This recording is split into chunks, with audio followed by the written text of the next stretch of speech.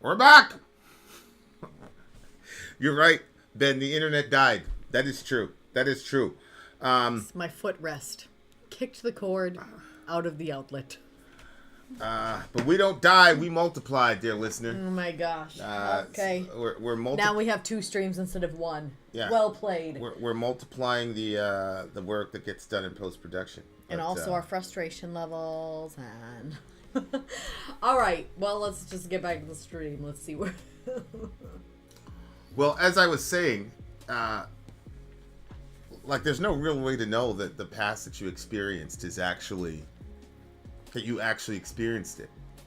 All you know is that you remember, and this is something kind of like what Kastrup was saying too. He was kind of saying like the past doesn't exist because it's like the past is, we say that we're in the present, so the past is an idea now. Mm-hmm. And then he said the future doesn't exist because the future is always an idea. Mm-hmm. And then he said the present doesn't exist because the minute that you say that you're in the present, you're now in the past. Yeah. So that little thought experiment like proves that time really doesn't exist. Because all these things are just ideas in your head. The concept of the past can only function in your mind. The concept of the future can only function in your mind. Mm-hmm. And the concept of the present can only function in your mind. And the minute that you look at the present, it's gone. Yeah. The minute you look at the present, it's in the past. That's interesting. So this thing that we call time, it's not really there. Yeah. That's why I define time as a distance between experiences. Yeah. Yeah. That's how I define time. So it's like if you go under anesthesia, for example, you feel like you've only been gone for a second. Yeah. You know what I'm saying? So. Or when you sleep, you don't feel like you've been asleep for X amount of hours. Yeah. So. Yeah, that's true. Because the only way people really gauge how if they've gotten enough sleep is how their body feels when they get up. But that doesn't mean that you were able to like sense time as if it's some sort of physical property in the universe. So it's just, so if you look at it from that perspective, it's like, how do you know that your past and all that stuff like actually happened? How do you know your timeline didn't start actually at 30 or whatever? It's a very interesting idea. It is. And I think that the older you get, the more that thought, because it's the farther you get away from your childhood, then you're like, was I really that kid riding that bike? Right. Yeah. Yeah, there's like 2 or 3 events that happened in my childhood that, to this moment, I don't know if they were a dream or a memory. And it's not like it was a massively traumatic event. Mm-hmm. But I just don't know if it was a dream or a memory, and I probably never will. But, so it just looks to me like that's what's going on in the song a little bit, like the passage of time and how that relates. Clock is moving only while I see. Right. Exactly. Clock is moving only while I see, right? So, like, it's the relationship of life, death, experiences, and this thing that we call time. But that's just a very important line when he says that the clock is moving only while I see. Because you don't really sense time unless you're paying attention to it. It's like I said. And the other thing is, like, there's some aspects of time that the minute you look at it, it's gone. Mm-hmm. Like, for example, the present moment. So, clutching to a bundle in the night, nobody knows. Leaping dogs of winter on the fight, and everyone goes. So, clutching to a bundle in the night seems to be his philosophy as to how we're navigating through the world. That the world is just some dark place, and we're just clutching a bundle, and we don't really know what we're doing. We're just, like, holding on to stuff. Like, I had an experience I think it's a week ago, and it was kind of like in my mind, like that was a constant question, like, yo, what are you holding on to? It's an interesting topic, like all the things that we're doing in the world, like what are we trying to accomplish? Like I'm looking at like Russia, Ukraine. Mm-hmm. It's like aside from all the whatever, it's like what are we really trying to, what are these people trying to accomplish? Okay, I'm going to go in there and invade somebody's country. And the other guys are saying, we're not going to let you invade our country. And now they start killing each other.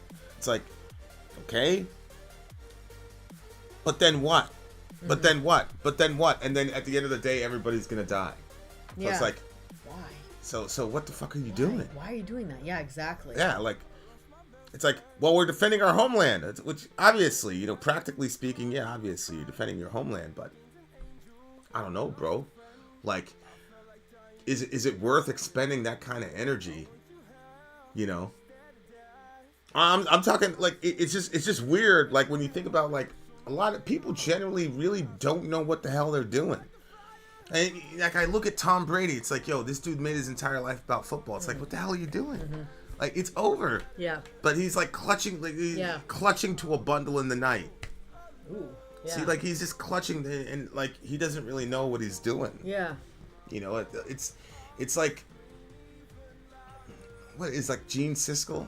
No, it was Ebert. Like the day before he died, he told his wife he had some vision of like the universe outside of the universe, and he said this is all an elaborate hoax. Yeah, right. He told his wife, and I'm like, the more and more and more I read, and the more I really think about it, the more I feel like the crazy thing to me is I just had this feeling that we were all in on this giant hoax, that we all knew it, that we all knew that this world and everything that we're doing and all the effort we're expending on mostly trivial bullshit.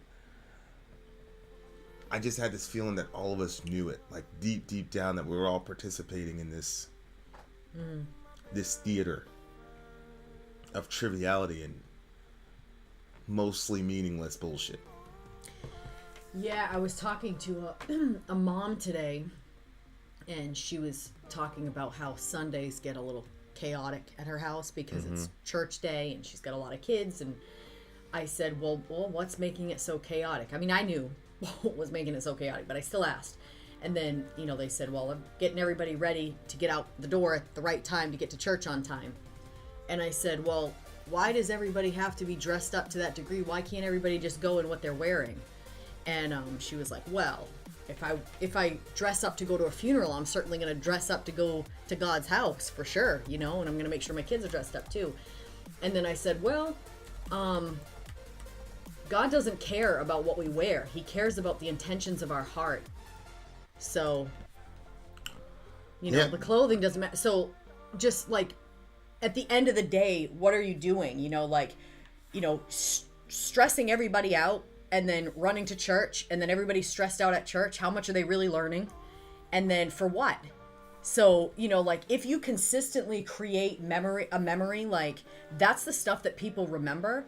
Like this is like they said, you're not going to remember what you did randomly growing up. You're going to remember what you did consistently every Tuesday. That's the memories that or if there's something that's like big and kind of traumatic, those are the other memories that you're going to remember. And so, I was just encouraging her to. That part.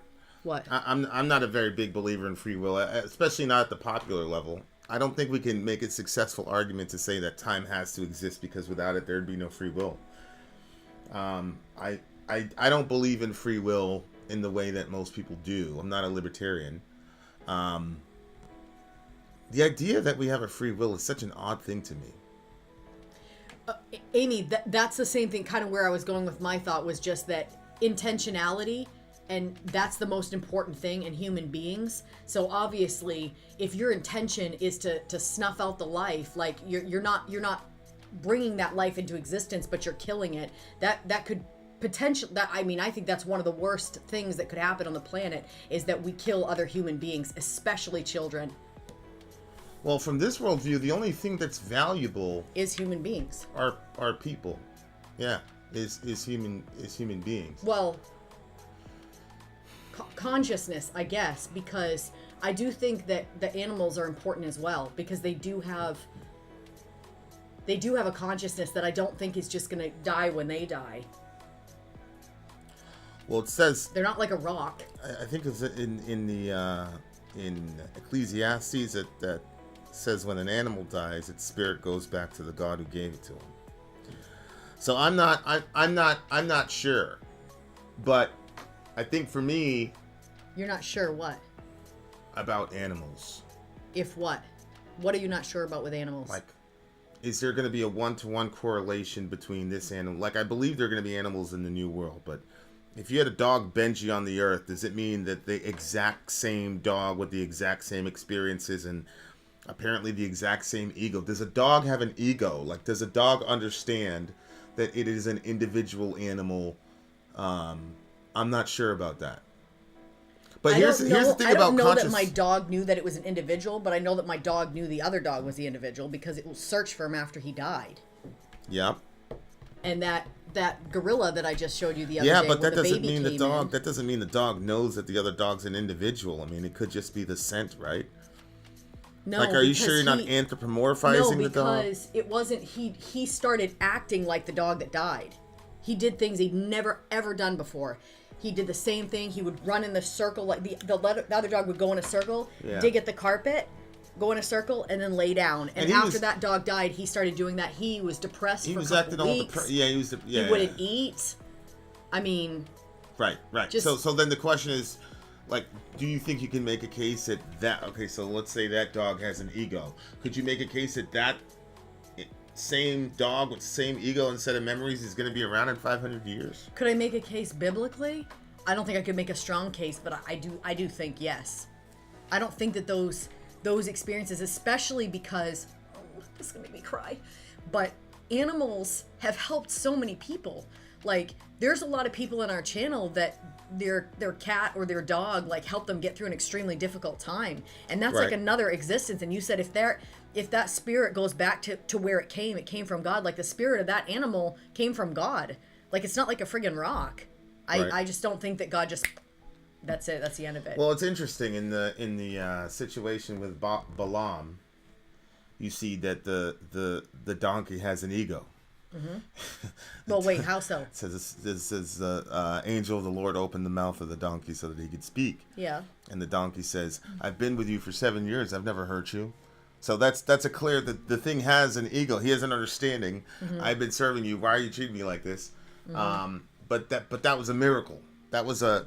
I mean, the text. Yeah, but then the text tells you, like, behold, like, this is not normal shit. This is a miracle. This is crazy. An animal is talking, and he says, and also much cattle. There's an argument that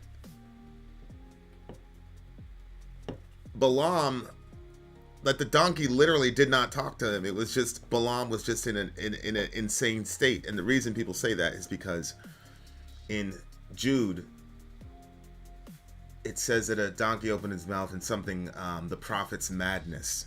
So he was in a state of psychosis, basically. It says, it literally says it said it stopped his madness. Right, but what I'm saying is, wouldn't that indicate that he was having a psychotic episode, right? Like, and so, like, he's hallucinating or whatever, and then he hears this donkey talk, and then he comes to his senses. I never read it like that. I always read it as, like, they were saying, look, this guy was the way that he was treating that animal and the way that he was reacting was psychotic. He should have been doing that, and it was so much so that God intervened and said. So the madness was him. The madness was the way that he was treating that animal like that. Yeah, Mr. Mosby, I'm fine with that. I'm not fine with just. So, like, if you say we're animals, that's fine. If you say we are just animals, that's where I got to break rank with you. Mm-hmm. We're clearly not just animals. The capacity for consciousness and experience that human beings have is separates us from man and beast, and obviously theologically being an image bearer of God. Mm-hmm. But yeah, it's an interesting question. But like this whole concept, like you're just holding on to a bundle in the night, like. I can understand as outsider looking in. It's like, oh, you've got this religion, and you've got this religion because, I think the whole you invented religion because you're afraid of death thing. I think is really silly because there's a lot of problems with that idea. But what if you were to say you invented religion because you wanted to have some sort of telos in a chaotic world, and so you're trying to because what a religion does is it kind of gives you a theory of everything, right? So like instead of like striving in the scientific endeavor to ascertain the theory of everything, your religion gives you a theory of everything so that you can then go and operate into the world and all that. That to me is a lot more of a cogent argument for why a person would invent a divine being. Of course, the next question would be, well, if chaos is fundamental to reality, then why are we trying to bring order out of it? If chaos is the ultimate principle, then why is order? Why are we so maniacal about creating order that we would create an entire religious system in order to orderize a chaotic situation? I'm not sure that works very well. So I don't know. It's an interesting song, and I also think that line of like holding on to a bundle in the night, I think is most of humanity. I think it's all of humanity. I'm betting all my cards that Jesus had the answer. But that's it. That's all I got. You see what I'm saying? Like that's pretty much it. So there you go. Interesting song. Interesting song.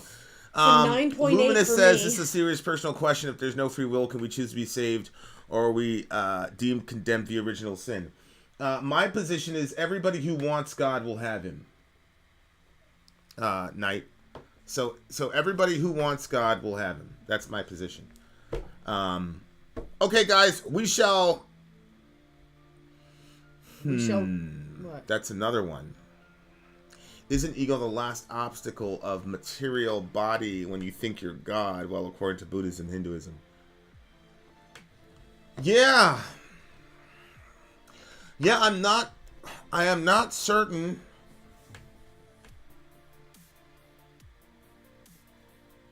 I'm not certain that the ego itself is a bad thing. You know, people want to like dissolve the ego and all the rest of it. Like that's sort of the goal now. You listen to a lot of these DMT people, like they're trying to dissolve their ego. I'm not.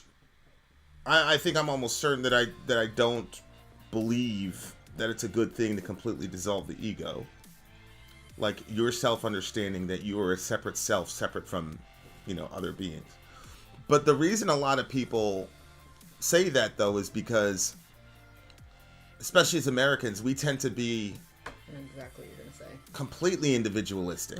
We tend to be so individualistic that we miss the interconnectedness of everything.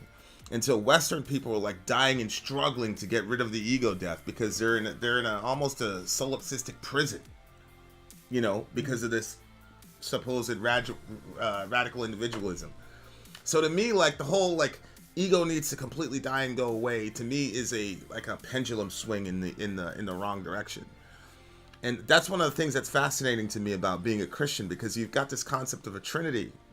So you've got this like three egos that are aware that they are not each other, and yet they're completely one ontologically. And so like, because of that, it's from that standpoint as a believer, I could say, well, I could still then maintain my ego. Like the son maintains his ego. He knows that he's not the father, and the father knows that he's not the son, and so they can have eternal covenants, all that type of stuff. And I think the other thing too is like you can't really experience the joy of oneness with a person unless you have your own ego. So if we were all just the same, then I wouldn't be able to enjoy having oneness with a person. But because there's that sort of ASMR satisfaction when you put the Lego pieces together. Yeah. And then there's that little line.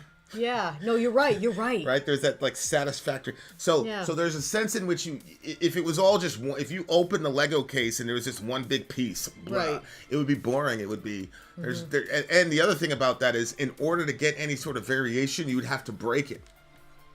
See what I'm saying? You'd have to. But if there are individual little pieces that you can put them together to make one thing, you can then reconstitute and make a whole bunch of different things, right? So that's why, to me, it's like the whole like ego death thing, like where you want to completely like lose your ego and all that. I think is so that you could become one. I think is. But don't you think? I'm not a fan of that. Don't you think that's because there's no balance in it? Because, like you said, as like Americans, or even as like people, we've become very, very individual. And maybe when they say ego death, what they mean is recognizing that you are a part of something bigger than just yourself. I don't think that's what they're talking about, though, when they're talking about ego death. I don't think that's what that's what they're talking about. They're trying to completely divest themselves of the self. That's the philosophy. So that you can forever. Yeah, that's the idea. Not temporarily to learn something. Yeah, no, like Castro, for example, believes that when you die, you disappear and you go back to the essence of the mind at large. Or whatever. Oh, we're talking about after death? I thought we were talking about during life when people do DMT or whatever to get to that. I mean, either way. Like, because if it's during life, you're saying in life it's a goal. They're constantly trying to get, it's kind of like us with sanctification. Like, you're constantly trying to get more and more Christ-like, knowing that that's not going to be completed until the other side. But I'm completely against that philosophy. Like, the progressive dissolution of the ego, I don't think is a good thing either. On this side of the plane. So temporarily to learn some lesson or whatever, sure, or whatever. I'm not even certain that can even happen, because if you say I experienced ego death, what part of you experienced ego death? Because if you could still say you experienced it, then there is something outside of it that's observing you experiencing it. So can you even do that? I'm not. Yeah. I don't think you. I don't even think that's possible. That's funny. Yeah. So like goal. I think you're right. That's so funny. Yeah, that's true. Yeah, that doesn't work. Oh no. Yeah. Yeah. So it's just interesting. It's an interesting, But I think it's resonating with so many people in the Western world because we're all trapped in a prison because of this individualism bullshit. And now, like, it's about to veer into a very interesting place. Okay, Ronnie James Dio is not going to get anything less than a 9.6 from me. This is a 9.8. 9.8. Yes, I agree. Across the board. There's a really, really good. Who made that pick? That was Matt. Matt makes really good picks. Shout out to Matt. Yeah. Gang. Is that Mojo?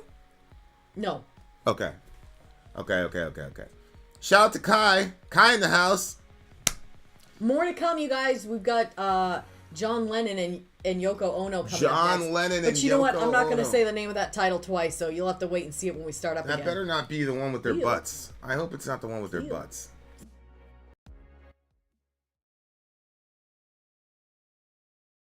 The capitalist option is sori says 125 gets you straight to the head of the line. You don't have to be a part of the alliance. You don't have to be part of the group. Wait a minute. And the biggest thing is you don't have to wait. You hop, skip, and jump right in front of everybody. 125 gets you there. You do that 3 times, and you get mashed down to the $75 rate for perpetuity. Yes! Also, there is a band review option. So if you've got a band and you're trying to get your band some exposure, hit me up at itsori@gmail.com, and I'll show you the details about how to pull that off. You can also jump on Patreon, and there is a option on the tiers to be able to get your band reviewed. Yep. Obviously, we can't lie to you, so we can't guarantee a positive review. Get what you get. It's just rubbish. Rubbish. Rubbish. That's British for garbage. My favorite is the community option. $1 at the gate gets you in at Patreon. You get to join an alliance. The alliance joins their points together, and that helps determine what songs that we do. The alliances hang out on Discord. Message me on Patreon to get the link. And they do all kinds of other cool things. They do Minecraft, Dungeons and Dragons. Yeah. It's really a community within the community. Anybody can go in the village. Facebook.com/Matt-and-Sori. There's 160,000+ people on the channel. What's cool about the Discord is that it offers a real opportunity for community connection, friendship, that type of thing. And it's on Discord, so if you're not a Facebook person, it's for you. You start off at $1. Right. Plus you get exclusives. Sori and I are working on a song. So the first 15 seconds of that was on Patreon. Also, at $15 tier and above, when we actually debut the video, they're going to be there live with us. There you are, dear listener. Buy our merch. Buy our merch indeed. A child shall lead them. So buy our merch. Yes, dear listener. Yes, dear listener. Yes. Don't say the title. I'll say the title so that nobody can screen cap this and then whatever. This is John Lennon and Yoko Ono, dear listener. John Lennon and Yoko Ono. The title of the song is Woman is the Nigger of the World. Yes, dear listener, Woman is the Nigger of the World. Go ahead and read. Plastic Ono Band. This was released as a single on April 24th, 1972, and was off the album Sometime in New York City, released by Apple Records. It was controversial, believe it or not. Was it now? At the time, John Lennon said it was inspired by a quote by Irish revolutionary James Connolly that the female worker is the slave of the slave. This song only reached number 57 on the charts, which makes it Lennon's lowest charting song. Lennon said the people who acted strangely to the song were usually white and male. He said his black friends said he has a right to say it as they understood what he was trying to say. Black Congressman Ron Delzum, D-CA, at the time, put out a statement in Billboard magazine. If you define the N-word as someone whose lifestyle is defined by others, whose opportunities are defined by others, whose role in society is defined by others, then good news. You don't have to be black to be a N in this society. Most of the people in America are the N-word. In defense of this song, this year Lennon appeared on the cover of the black magazine Jet with comedian Dick Gregory with the story Ex-Beatle tells how black stars changed his life. Many radio stations banned the song, and its main TV performance was on the Dick Cavett show. ABC made Dick Cavett make an apology statement before the song was performed. Oh my gosh, before. Dick Cavett said all the protests he got after the performance was by people upset about the apology, not about the song. All right. Let's check this out. All right. Non-controversial song of the day. Woman is the nigger of the world. John Lennon, Yoko Ono. Let's do this shit. Holy shit. That's gonna be good.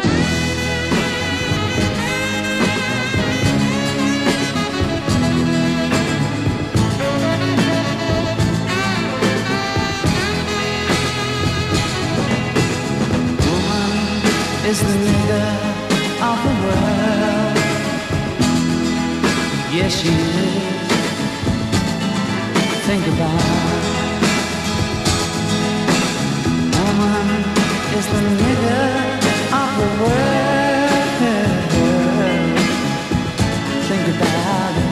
Do something about it. We make her paint her face and dance. She won't be a slave and say that she don't love. If she's real, we say she's trying to be a man. While putting her down, we pretend that she's above us. Woman is the nigger of the world. Yes, she is. You don't believe me? Take a look at the one you will.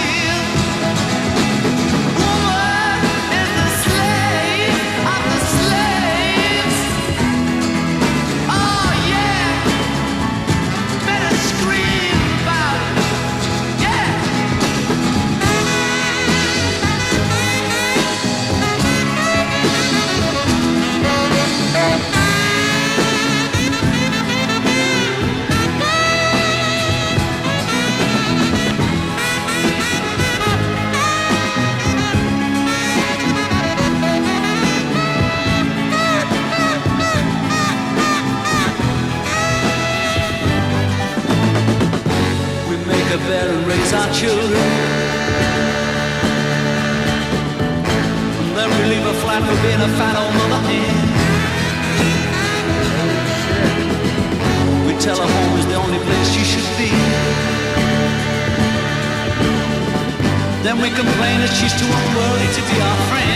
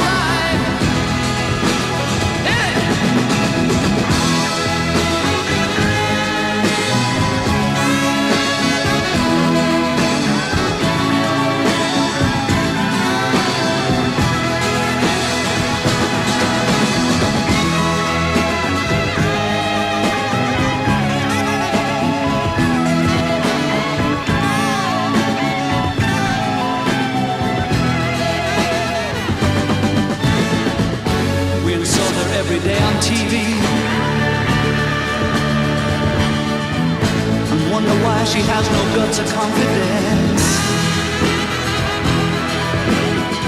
When she's young, we kill her will to be free. Why telling her not to be so smart, we put her down for being so dumb.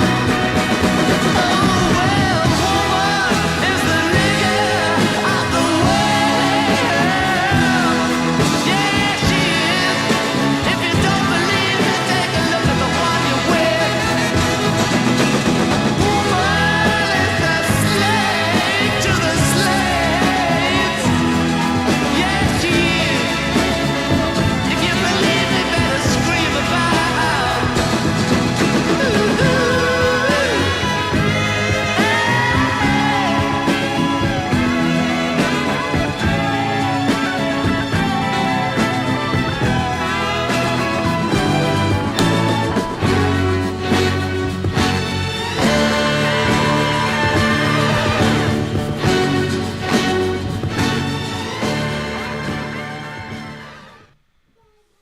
Yikes.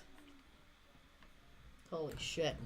All right. I don't like that song. Uh, It's an interesting one to talk about, I'm sure, but it's I don't like it. I feel agitated now. Okay, can you just tell me from your perspective how you feel about that? Like, I'm still processing it. Go ahead. no, I was hoping that you would talk so I could process a little bit more too. I do think that a lot of this, you know, some of the stuff that he was saying in this song is true. I'm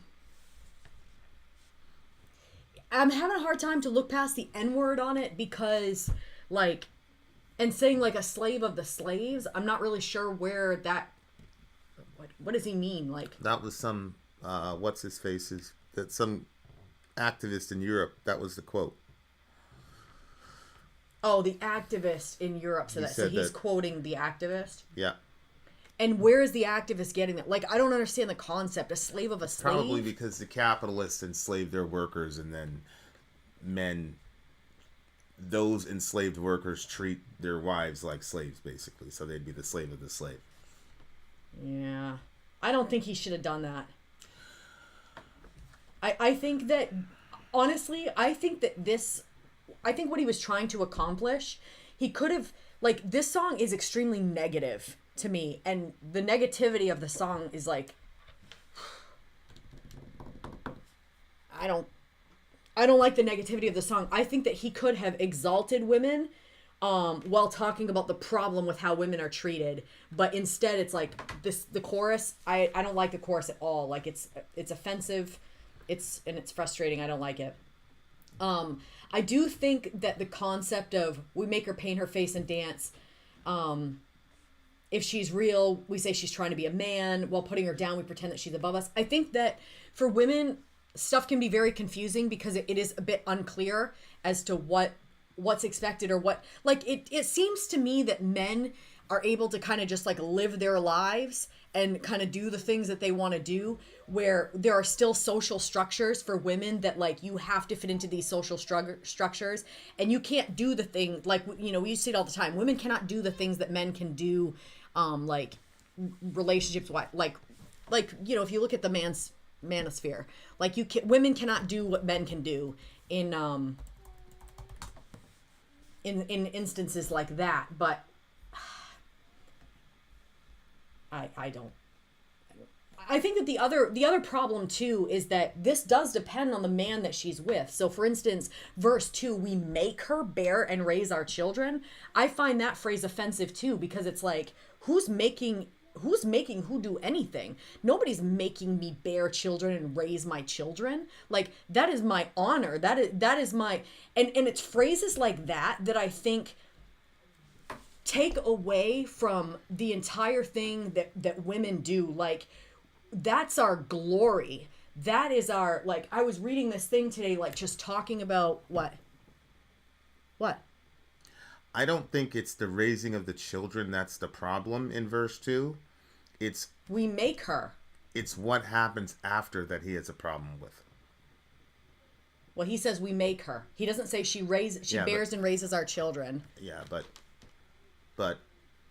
we do make her from a societal perspective, especially in, I mean, I didn't know this, but it wasn't until the 70s or something women couldn't use credit cards. Right. So we created social system. Okay, so there's a couple things that are going through my mind listening to this song.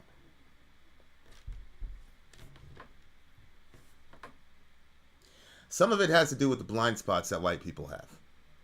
So, for example, they'll say the woman is the slave of the slave. Well, if you say that in Europe, that might work. But if you look at America, you've had the Rosewood Massacre. 27 black people got lynched on the word of one white woman claiming falsely that she was assaulted. So the entire town gets leveled. This is a black town. It's a black settlement in Florida. Entire town gets leveled. 27 people get lynched. And all these people get dispersed, into the ether. Because one white woman claimed that one of us did something. 27? Why did 27 people get lynched if one person supposedly did something? They destroyed the entire town. I mean, it doesn't take much. 2, Emmett Till.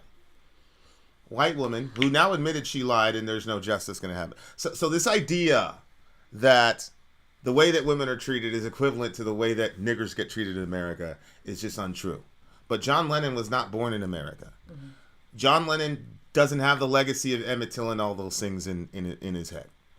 White women are not getting massacred on camera, calling out for their parents as they get beaten to death. Mm-hmm. And the one time a white woman was killed on camera, a bunch of white men stood up and said, "Justice for Ashley Babbitt," when all of us know what would happen if that was a black child, much less a black man.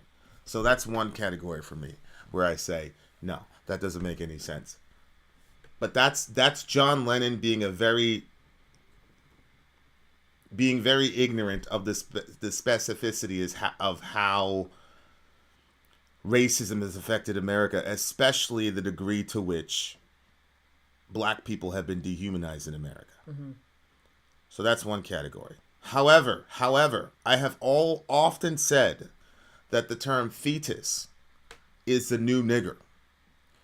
Because I'll say, we can't kill babies. And people say, it's not a baby, it's a fetus. So now fetus is functioning to dehumanize this human being and make them open for killing. Mm-hmm. So I have made the same correlative argument. And that's one of the reasons why I'm not going to get upset about the word. I generally don't get upset about the word. What I would disagree with is the intention. But I'm coming from a very specific region. However, I had this conversation last week. This guy is a feminist, and he starts talking about how,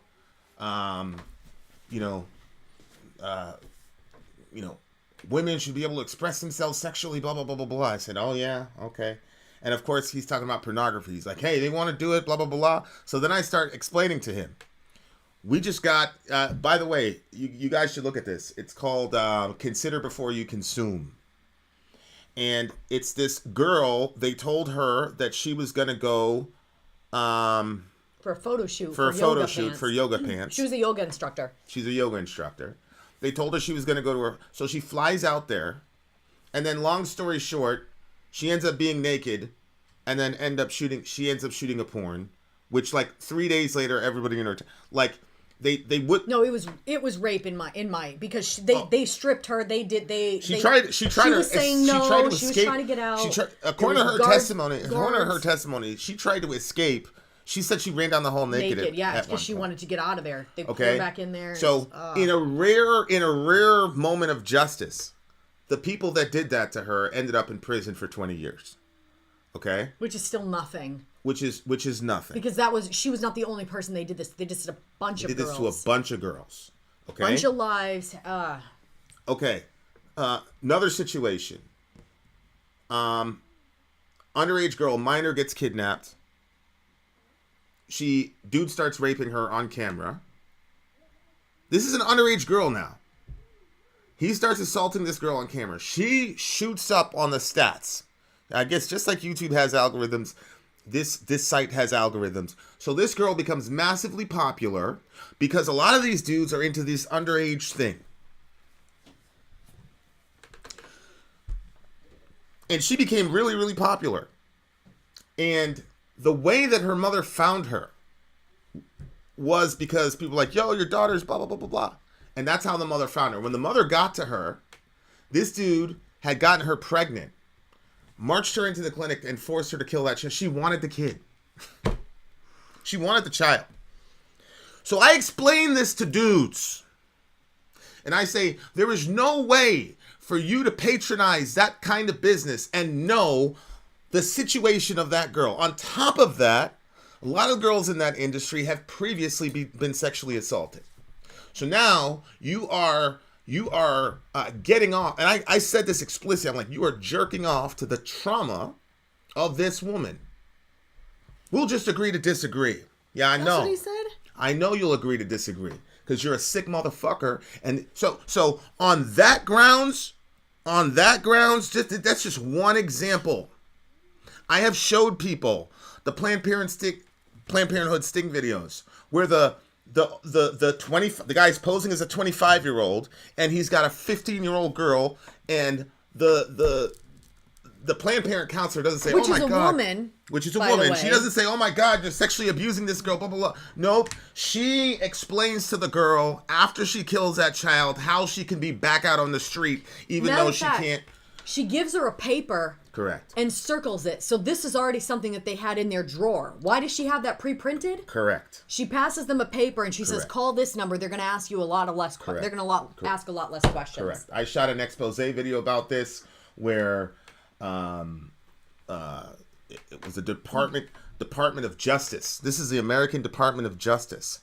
And this woman came out with a report. She's not on my team, and she said that in the sex trafficking industry, abortion is absolutely a necessary part of the business model. Of course it is. It hides so much of what's going on. So Come I'm on. reading the testimonies of these girls who are being sexually trafficked, and how many times they were forced into the clinic.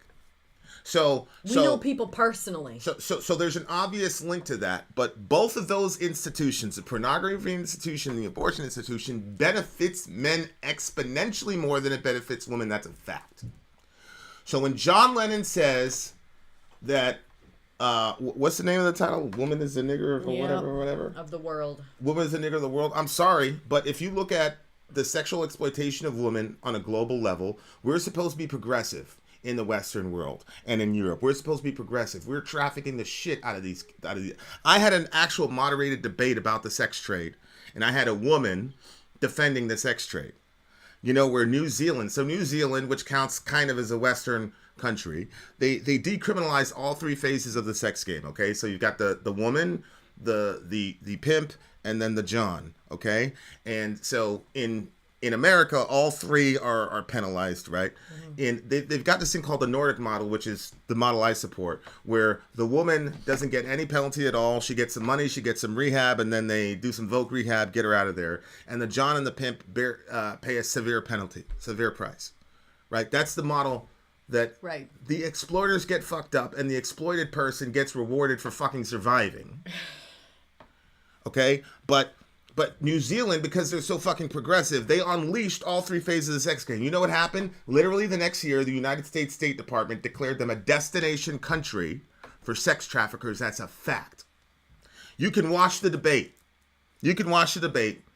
Okay? This person, in my view, she's been institutionalized by...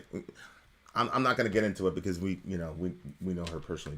But if you can get over... If you can get over the offense of the term, and if you can get over the specific things that happen to my folks in this country and look at it globally, he's absolutely fucking right. I would much rather be a black man in America than a woman in Nepal. You wouldn't trade places with that woman, I promise you that. You would not trade places with a woman in Afghanistan, brothers, no matter how hard you have it here. You wouldn't trade places with a woman in Afghanistan or Eastern Europe, where Mr. Andrew Tate's going there. What the fuck was he doing in Romania? You figure that out. So, it's offensive. It's meant to be offensive. I've only brought up one subject, which is the sex trade, which is literally Hundreds of millions of women across the globe are being trafficked. They're being forced to do pornography. Another report said that these girls, there was a global cohort report, a vertical report, and I've been talking to the author of it, and it was 85% of the women in the sex trade all over the world, it was like 93, would get out if they had another means of supporting themselves. And the other percentage will be in that situation shortly. Right. It just takes time. So you got dudes who, it's one thing if you're ignorant, but I'm telling people this, and it's factual, and I got DOJ, and I've got senators, congresswomen, people from all different kinds of disciplines saying that this is going on, and there is no way that you can look at any of the people in porn and A, truly know their age, okay, and B, know why they're doing it. You know, I open up the debate saying, this girl just turned 18 yesterday. She knocks on the door. A 45-year-old man opens the door, and the girl says, I am starving, my brother's starving, can I please have some bread? And the man says, let me see your ID. So he sees the ID, and he says, yeah, if you come in here and get naked, you can have everything in the fridge. And I said, is that a moral person or an immoral person? Universally, they said that's an immoral person. And I said, okay, so these girls are in financial duress, and they're doing a bunch of shit on camera that they otherwise would not do. How the fuck are you different? So, I get it. It's a very, very, very, very offensive song. And as my brother Myron says, as another black man, I don't like the song, but I understand entirely what he's saying. Correct. I don't like the song. You're not supposed to fucking like the song. But you can endure 4 minutes of being offended so that we can sit and look back at what the fuck we're actually doing to people that we claim that we value. And I'm specifically talking about you progressive so-called feminist dudes that are consuming people. All the justifications that people bring up. At the end of the day, we are consuming women. They are the product. You know, you got these silly, little smart little Marxists that go, oh, everybody uses their body to. If you're in a coal mine, it's horrible, but the coal is the product. You're not the product. That's what the lady that got out of prostitution said. Yeah. She said, at least when I'm working in Burger King, I'm not the meat. Mm-hmm. So it's an offensive song. It's an offensive song, but it's meant to be offensive. And people, look, man, Jesus talked about straining at a gnat and swallowing a camel. So we're treating image bearers of gods like this by the millions. We're doing nothing about it. We're not speaking out about it. We're continuing to patronize this entire system. And even if you do, by the way, patronize the 11% of women that are happily doing this, it doesn't matter because you're still putting money into a system that is victimizing the vast majority of the people that are in that system. So, and the crazy thing about it is Jenna Jameson heard about that story with that teenage girl, and so it had come out. The channel still had it up. There were 5 times that they had to ask that channel 5 times to pull down that fucking video. They didn't want to do it because it was so popular. And what Jenna Jameson did is she posted the comments from the sick motherfuckers on that channel. They were really and bad. this is a mainstream channel, by the way. Really bad. And they were saying, too bad, this makes me feel better, blah, blah, blah, blah, blah, blah, blah, blah, blah, blah, blah, blah. Blah, blah, blah, blah, blah is really worse than what he just said. So, I don't care, man. Like, it's an offensive word. It's meant to be. They were happy with how much pain she was in. Yeah, it's meant, yeah. Some of y'all, it's an offensive word. It's terrible. I don't think he went far enough in the song at all. The dude is a well-traveled guy. He's talking about shit that that Western people do. That, to be honest with you, most of the women I know they have gotten so much scar tissue about that they could just go through that without thinking. Let's get into the nitty-gritty. Let's get into the way that you create an entire society and you create entire systems that objectify the female body. Let's talk about that. let's talk about how religions are co-signing things like marital rape. You know, yeah, I understand, you know, pagan, oh my God, look at all these pagans watching porn, blah, blah, blah. That's great. And then you go home and you treat your wife like she's a porn star too, because you married her. So now she's obligated to have sex with you every night. I heard one guy say he looks at everything that he wants to look at, but then he goes back so he can do stuff with his wife so he can still be doing the right thing. Correct. But you try to tell you tell a secularist about marital rape, they're like, oh my God, that's fucked up. I mean, a lot of them are hypocritical. They're out there watching rapes on pornography. But at least they could say, well, you shouldn't do that to your wife. But in religious circles, girls got no hope. No hope. She gets treated like a prostitute in her own fucking home. And then the religion, and then you use religion to make that woman stay. You quote passages that say God hates divorce, and you don't quote the next line where it says the man covers himself in violence against his wife. And you don't think to yourself, like, wait a second, in Malachi, women didn't even have the power to divorce. So obviously it's not talking about God hating divorce as a principle. It's talking about a dude abandoning his wife after physically assaulting her. And in that economy, it's not like she could go get a job. There was no Social Security. There was no nothing. So if he beat the hell out of her and then divorced her, she's completely and totally destitute. The act of divorce itself was an act of violence. So we do all this like religious bullshit to keep women as, you know, ever ready to be violated by these dudes, regardless of what's going on in their hearts, their minds, regardless of what they're feeling. And then I'm not just talking about sexual abuse. I'm talking about all forms of abuse. And then the woman is told, man, God hates divorce, so you just need to sit back and take it. That's why Jesus says, if you divorce this woman or whatever, you cause her to commit adultery. You caused that. But you're not hearing any sermons about dudes causing women to do things from a biblical perspective. All you hear about women, all women are told to do is submit to their husbands and have sex on demand. And that if the guy has an issue, it's her fault. Correct. That she didn't put out, or she's too fat, or she's too whatever. Correct. Not to mention... Honestly, it really makes you guys look like pussies because you have to blame everything on the woman. That's terrible. Yeah, you guys are soft as fuck. I'm not going to lie to you. You know, working in the corporate world, I've only had 2 coworkers get murdered. Both of them were women. Both of them were murdered by men. Okay? You go to Walmart and you look on that wall over there. One was pregnant too. Bunch of lost. Yeah, shorty was pregnant. She was engaged. She was pregnant. But some. So, look, it's a controversial song. It's not a song you listen to. It's not a song where you're like, ooh, I can't wait to, like, it's a horrible song.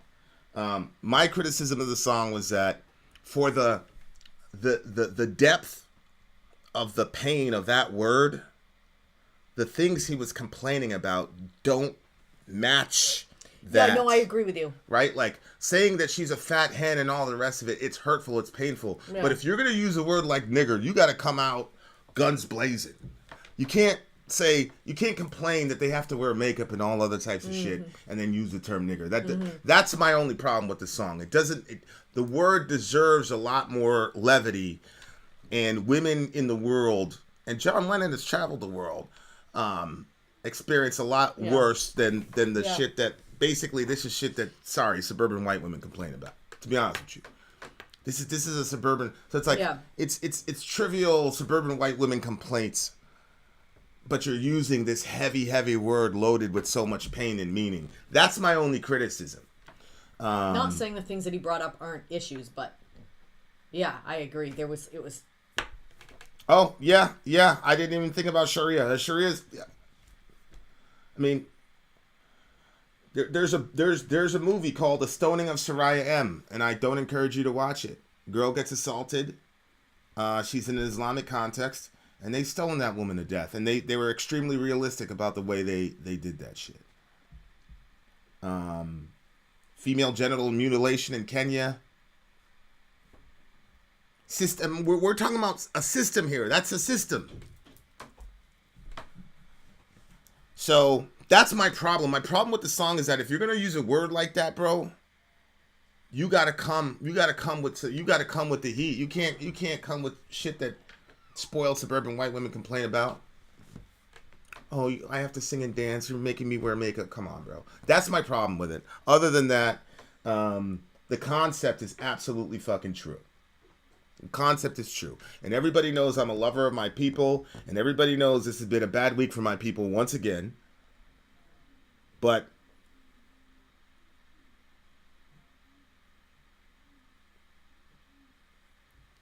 it's got to be said. It's got to be said. So good on him for the concept. And it's funny because Byron's in here. I was like, how do you feel about this, Elder? He's like, yeah, I don't like it, but I get what he's saying. Same thing. I don't like it, but I get what he's saying. I just wish it wasn't this trivial bullshit. But other than that, shout out to John Lennon for at least going there. Had to be said. Had to be said. Sorry. Go ahead. I'm with you, Michelle. I can't go more into this right now. I think you did a great job. Silent count for all the women in the world for me. Obviously. Salute. No bullshit. Salute to John Lennon. Holy shit. I'm surprised it even made it on the charts, to be honest with you. Well, I mean, it took a guy like Lennon to do that. You know, I respect it. Like I said, I just think that this was just way too trivial of an issue. Myron says, I was 13 when he died. I learned a lot about him. I didn't like about his views on life. I tried to focus on his music. The word makes me cringe. I'm a Beatles fan. First time listen. Welcome. Come and welcome. All right, guys. We shall return. We shall return. Shout out to John Lennon. And rest in peace. Shout out to my sisters all working on healing after dealing with everything that you've been through. Unbelievable stuff. We'll be back, guys. Vin out. Sorry, Al. Come. Holy shit. I'm Vin. I'm sorry. If you would like to get your song reviewed, dear listener, there's the Filthy Capitalist option. As Sori says, 125 gets you straight to the head of the line. You don't have to be a part of the alliance. You don't have to be part of the group. Wait a minute. And the biggest thing is you don't have to wait. You hop, skip, and jump right in front of everybody. 125 gets you there. You do that 3 times, and you get matched down to the $75 rate for perpetuity. Yes! Also, there is a band review option. So if you've got a band and you're trying to get your band some exposure, hit me up at itsori@gmail.com, and I'll show you the details about how to pull that off. You can also jump on Patreon, and there is a option on the tiers to be able to get your band reviewed. Obviously, we can't lie to you, so we can't guarantee a positive review. Get what you get. It's just rubbish. Rubbish. Rubbish. That's British for garbage. My favorite is the community option. $1 at the gate gets you in at Patreon. You get to join an alliance. The alliance joins their points together, and that helps determine what songs that we do. The alliances hang out on Discord. Message me on Patreon to get the link. And they do all kinds of other cool things. They do Minecraft, Dungeons and Dragons. Yeah. It's really a community within the community. Anybody can go in the village. Facebook.com/Vin and Sori. There's 160,000+ people on the channel. What's cool about the Discord is that it offers a real opportunity for community connection, friendship, that type of thing. And it's on Discord, so if you're not a Facebook person, it's for you. You start off at $1. Right. Plus you get exclusives. Sori and I are working on a song. So the first 15 seconds of that was on Patreon. Also, at $15 tier and above, when we actually debut the video, they're going to be there live with us. There you are, dear listener. Buy our merch. Buy our merch indeed. A child shall lead them. To buy our merch. Yes, dear listener. Yes, dear listener. Yes, dear listener. This is light listening on a, was it Tuesday night? Yeah. The last song was a rough one. Let's see what this one is. It's called Lies. Kim Chuja? This song is written and produced by Shin Jung-hyun, godfather of Korean rock. You reacted to his song Beautiful Rivers and Mountains. He became popular around military bases in the 60s. In addition to his own songs, he would produce and write for other performers, with Kim Chuja, I'm sure I'm saying that wrong, being one of them. Their first songs recorded together was in 1969. One of these songs, Sergeant Kim Back from Vietnam, was sung in the film Parasite. Oh, remember that one? Yeah. She was scandalous for the time in that she wore tight-fitting clothing. The police used to walk the streets making sure men's hair was short and women's skirts were the right length. You're kidding me. This produces an image of conservatism, but this government ran prostitution camps and around U.S. bases. Last October, the Korean court said the government needed to pay the reparations to these victims. Officials would tell these girls, often teenagers, having lost their families in the war, what the fuck, they were patriots. Recently, New York Times quoted a 62-year-old saying, "They say we walk into..." Can you say just Gitschon on our own? But we were cheated by job placement agencies and were held in debt to pimps. I was only a teenager and I had to receive at least 5 GIs every day with no day off. When I ran away, they caught and beat me, raising my debt.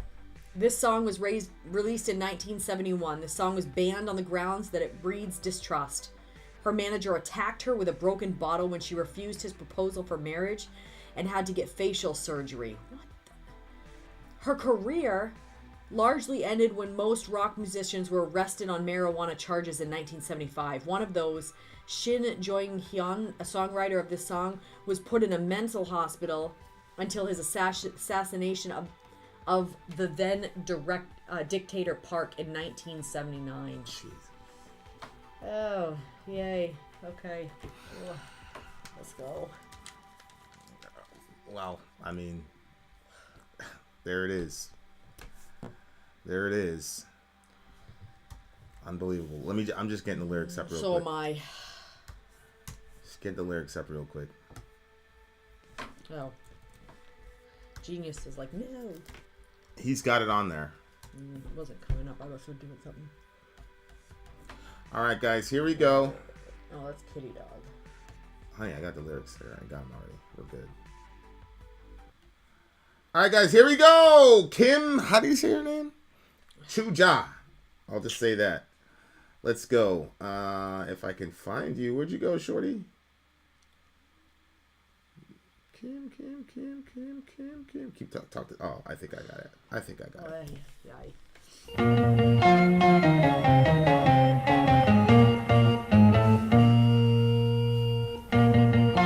gotta be her, right?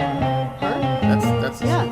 Yeah, that's her. Yeah, that's with the. 거짓말이야 거짓말이야 거짓말이야 거짓말이야 거짓말이야 사랑도 거짓말 웃음도 거짓말 거짓말이야 거짓말이야 거짓말이야 거짓말이야 거짓말이야 사랑도 거짓말 웃음도 거짓말 그렇게도 잊었나 세월 따라 잊었나 웃음 속에 만나고 눈물 속에 헤어져 다시 살아 안으리 그대 잊으리 그대 나를 만나고 나를 버렸지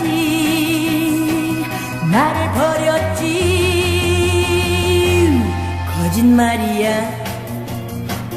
거짓말이야 거짓말이야 거짓말이야 거짓말이야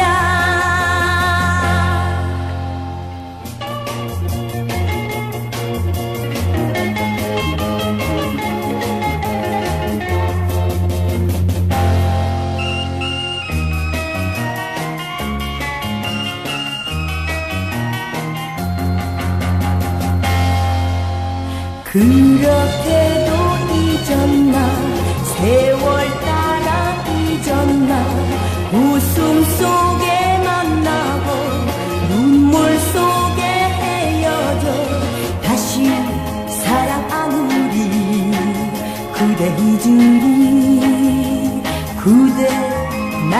만나고 나를 버렸지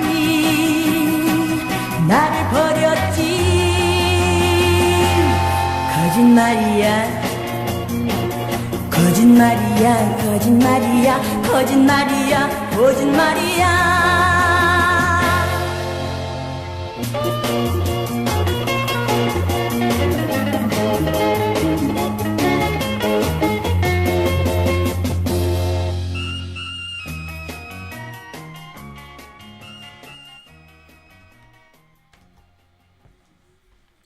It's amazing to me that going through all that, she still wanted to be in a relationship at one point.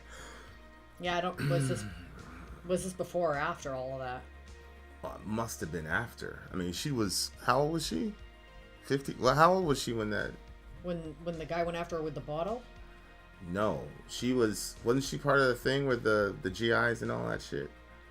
No. No, she was quoting. Recently, New York Times quoted a 62-year-old saying they walked us in. Gotcha. So Gotcha.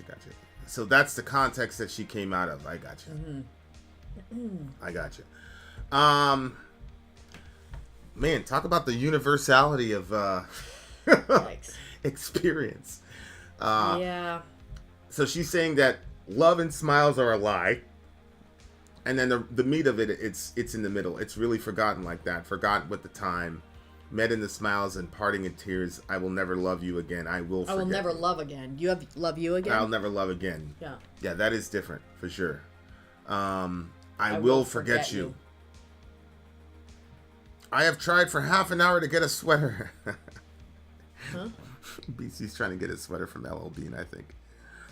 He says, "You're from Maine. Why is it so difficult to buy a sweater from LL Bean?" No idea. Yeah, I think that. Yeah, like these things are. It's just universal, I guess. Dude lied to her. Yeah. You know, we got. You know, he's doing his thing with her for a little bit, and then off he went. Love is a lie. Smiles are lies too. Ugh. What? What about that? Well, like love isn't a lie, and smiles aren't always lies. But when you've been betrayed like that, and then you feel that way, it's a kind of a dark place to be in. And then, what makes you think the guy betrayed her? Because the person was. Well, I was just looking at smiles or lies too. I was looking at it as that they, you know how like at the end of a relationship, I don't know if you might not be familiar with this, but like at the end of a relationship, I've seen it a bunch of times. The person that's about to end it doesn't always put that out that it's like we're having trouble. Like they'll just act like everything's okay, and then they'll just be like, okay, that's it. It's not working. Yeah, but how's that a betrayal? Because you put out your smiles like everything's okay, and then you slam it on somebody at the last second that actually no, it's not okay. So then those smiles were not necessarily real, because that love wasn't necessarily real, because you guys were at a different place than you said that you were, and you just kind of like ended it abruptly. I don't know. That's kind of oversimplistic to me, because it's like, I mean, most people are uncomfortable with the breakup. Like, I don't think, like, if one person wants to break up but the other person doesn't, there's no way that other person, unless they're really mature, there's no way that the person who got broke up with is going to characterize it as anything other than the person was a bad person, they did something bad to you. And then what ends up happening is when a relationship ends, reaches the end of the life cycle, we tend to go back and revise history. You can say, "Oh, that was fake. You never really loved me." Blah blah blah blah blah blah blah. Mm-hmm. It's like, I mean, that's not necessarily true. Right. It just means that he doesn't love you anymore. But it doesn't mean that he didn't love you before. It doesn't mean that love is a lie. It just meant that you guys didn't work out. But how can you But that seems to be kind of like an overreaction. And she's not even claiming that the dude betrayed her in this. She's just saying that basically that. It looks here when she says forgotten like that, forgotten with the time. It seems more of a I'm a left behind type of energy than I got betrayed type of energy.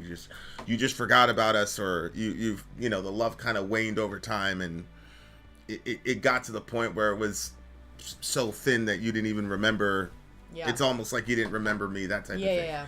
So and even like she says, forgotten with the time, met in the smiles and parting in the tears. Like, so even though when it was done, like there was still like some tears about it, but then like you said, it's was it forgotten just like that, even though it seemed like even at the end, like there was some significance, but then it's completely forgotten. It's interesting. She says, after you met me, you left me. So, you know, it's just kind of like so there's like there's no gap. You know how they say, like, you know, there's when you were born and when you die and your life is in that little gap, that little dash. There's no dash. It's just, you met me, you left me type of thing. Mm-hmm. It, you know, this was a major issue in high school is when I really became aware of this dynamic.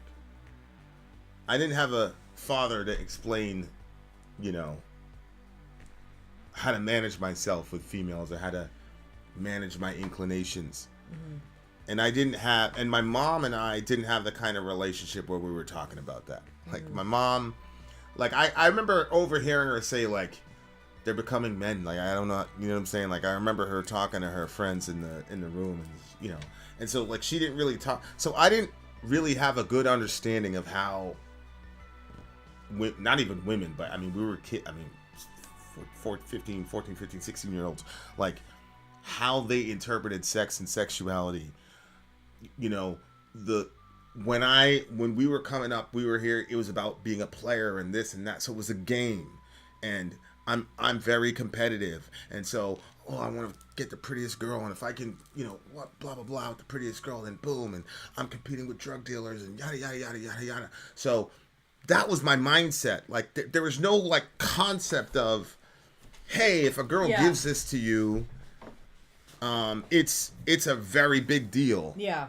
It's a very big, and if you're doing things like holding her hand and kissing her goodbye and walking her to class and slipping her notes in her book bag and all this, like, she's not looking at it like there is a game happening. She's looking at it as, oh my God, this dude. Yeah. I wasn't told that. So when I'd get these reactions, I remember being very confused and angry, you know, because they were not good reactions. I mean, girls are allowed to hit dudes in public, all types of shit. So I remember, like, the first time, like, a girl smacked me, I was like, what the fuck? Like, yo, this girl slapped me, bro. And I just remember being like, I was so confused. You know, the car showed up and, like, she tried to. But the thing is, I was, Allah have mercy on this girl, but one of my best friends at the time was like this. She was like this hardcore, like, lesbian. Like, she had a butch attitude with like a femme body almost. Mm-hmm. You know what I'm talking? Yeah. Toki. And like, so she was like, if anybody should have explained that to me, it would have been her. But she had the same mindset as it was horrible because, like, you know what I'm saying? So, wow. So there was no. I'm not making excuses for myself. I was a horrible human being. Like, I'm not, you know. But you know, I'd send her or whatever. Anytime I got, you know, I got assaulted, we'd send her to go take care of business in the girls' locker room, because I'm not gonna let you smack me in my face, bro. But yeah, it took me a really, really long time, you know, to sit back and understand what was going on. And the girls at the time couldn't say, hey, that hurt me, or blah blah blah blah, because, you know, there's ego and power dynamics and all types of shit that's going on. So she doesn't want to admit that you know, whatever. What do you think would have happened if one of those girls would have come up and said, hey, that, like, really hurt me, blah blah blah? Like, what do you think you would have done with that? It would have stopped me in my tracks for sure. Oh, really? I don't know if it would have stopped my behavior, but it would, you know, it would have been a long train ride home. But none of that communication was happening. It was just, oh, you're this, you're that, you ain't shit anyway, blah blah blah blah. You still take the train to school, you know, all the other, and, you know, I'm like, oh, whatever. And then, you know, it just kept going back and forth, and then it escalated, and shit got, you know, kinetic or whatever. But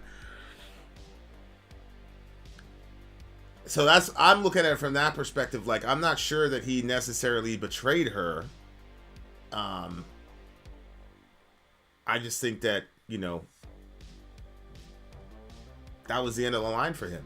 And, you know, I hate to, like, the quicker the less work it takes to get to that destination, the less likely it is that he's going to stick around. I'm just, that's just how it is.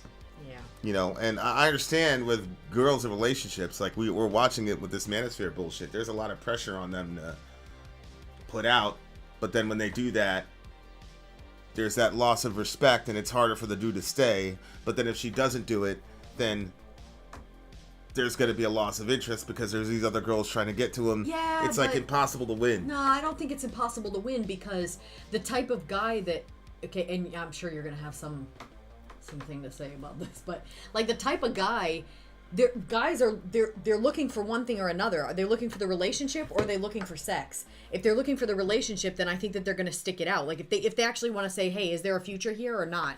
Like, I think that when they're in that serious place, they're not going to throw out an actual good candidate because they won't have sex with them. I think if somebody was like, oh, that's somebody I could build a future with, then they would continue on in that relationship. If they're only there for the sex and the girl doesn't give up the sex, then, or if they're there predominantly for the sex and like maybe something could come out of it, then yeah, if the girl doesn't give it up, then the guy's going to be like, see ya, because actually that's what he's looking for.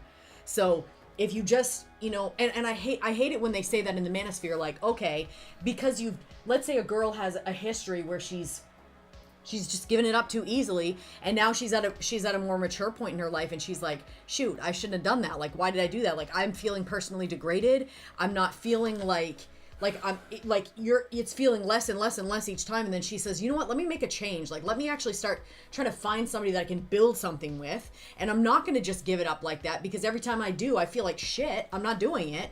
And then she ends up in a relationship. She ends up kind of like hanging out with some guy, and that's all he's about. Well, he's going to leave because he's not trying to go toward that relationship. He's wanting the sex. Man, is it as simple as that? It's all the guy's about. Like there's no like middle. I mean, no, obviously for me, I don't think there should be any sex before marriage because we're Christians.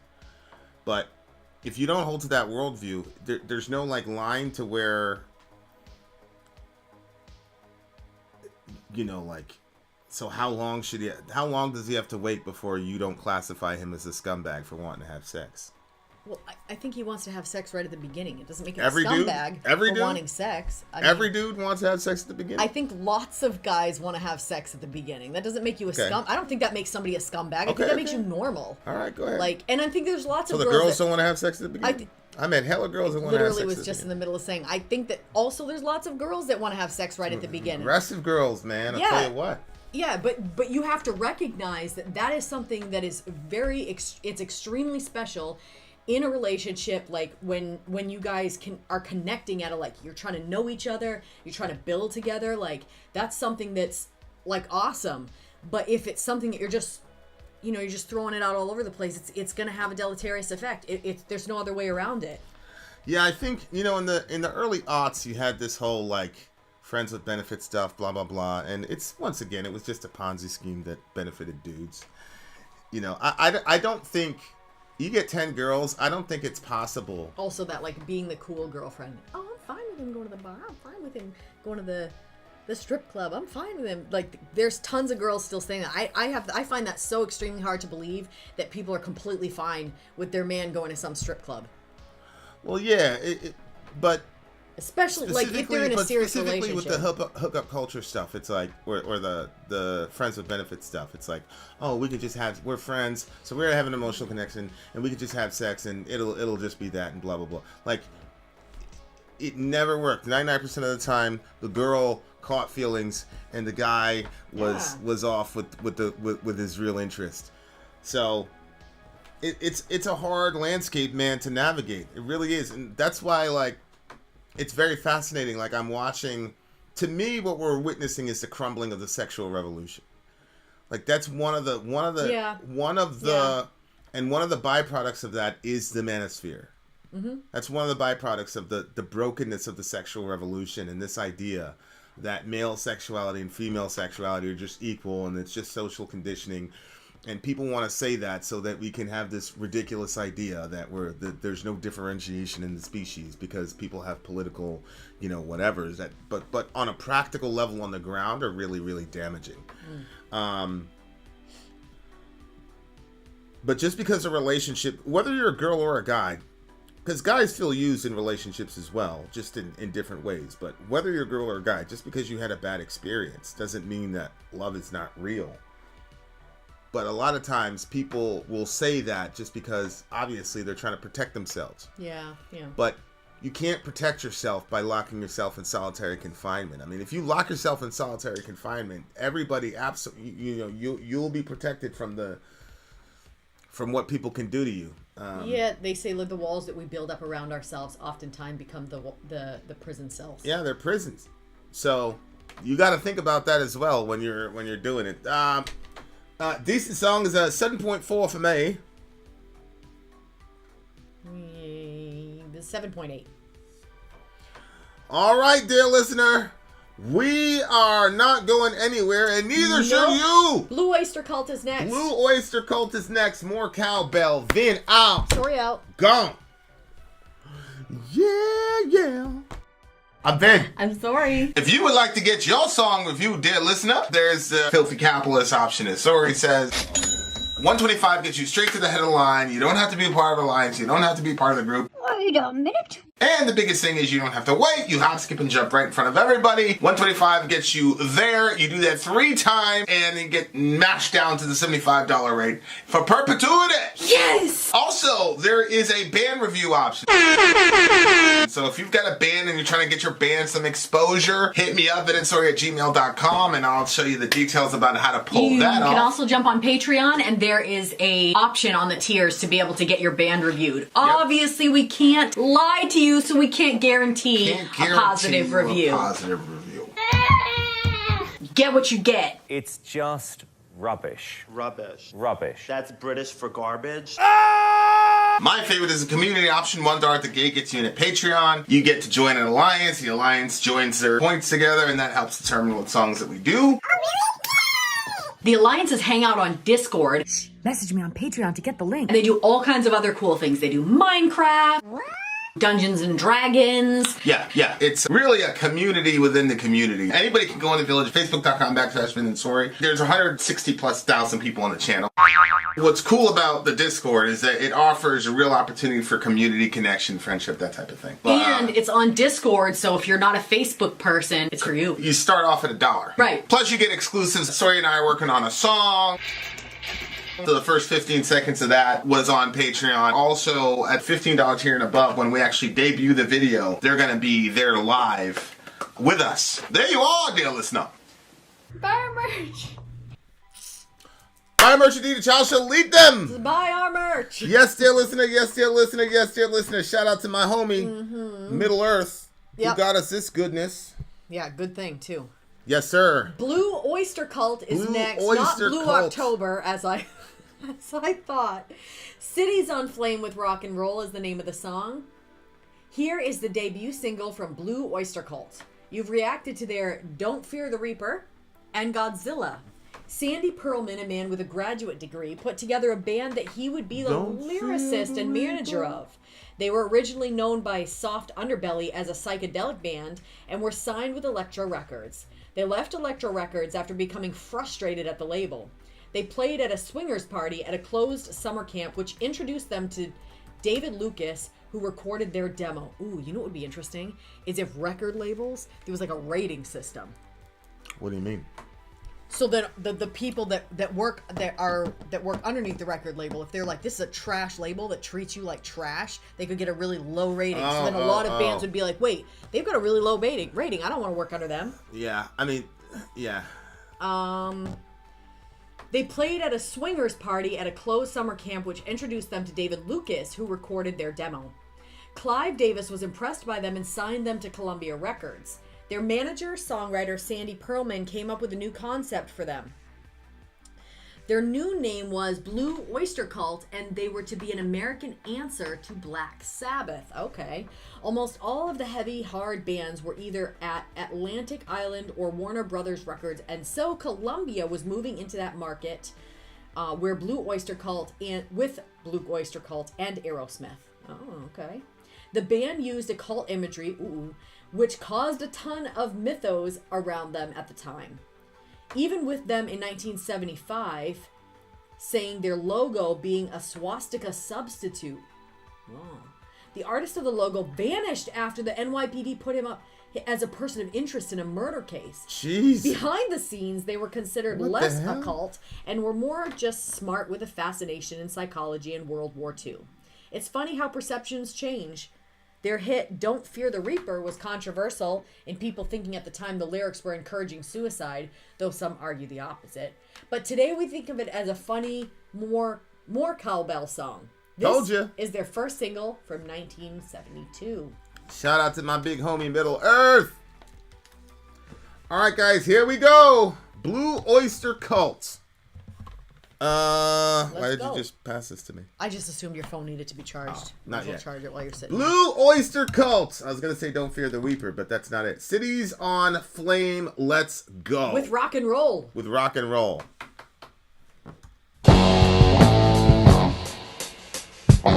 Definitely see this as being an answer to Black Sabbath. Yeah.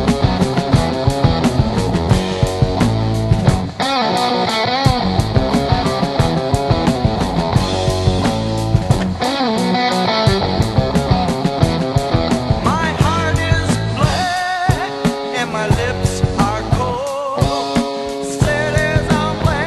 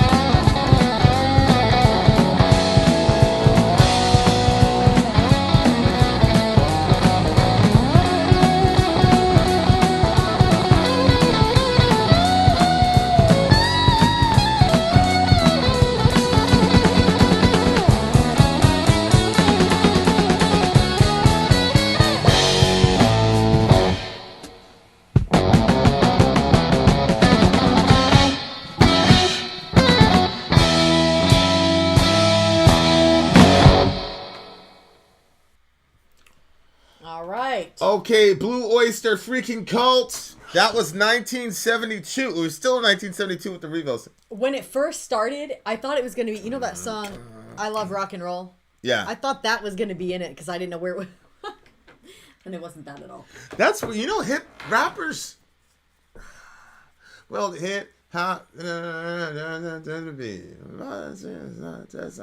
to the. Okay, so that song, like, is a celebration of hip hop, but there's not a lot of rap songs that celebrate rap as a genre. Oh, yeah. You know, well, like rock and roll has it. I love rock and roll. Yeah. You know, like rock and roll has that. It's a little, Yeah. you know, this kind of like went from Black Sabbath to like the middle end part.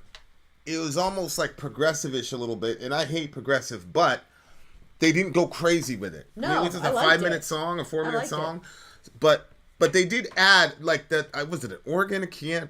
I don't know. Like one of the things Whatever the thing that was going. Yeah, that was the thing I liked. yeah. Like I love when shit hits you like from left field, but it works. Because at the end of the day, like when it comes to music, like with a lot of things, it comes down to the math. It really does. Mm-hmm. It really does come down to the math. And so at some level, there's got to be some sort of logos when you're writing. It can't just all be, I'm gonna put like but there still has to be some variation and some, you know, it's the whole wrestling jihad between the left brain and the right brain. You know what I'm saying? Speaking of which, we are selling infant formula. The reason we do that is because the American formula standards have not been updated significantly since 1980. So we had to go to Europe, went to the European Union. European Union updates their standards very regularly. Our group just got another update very, very recently. And so it is safe, it is healthy. And if you've got a kid that is struggling with colic or anything like that, this will solve the problem. I do concur because we use it on our own kid. That's how we know. Okay, back to our regular scheduled program. Okay, I'm going to look at the lyrics now. Sonically, this thing was badass. I really liked it. I definitely see like the answer to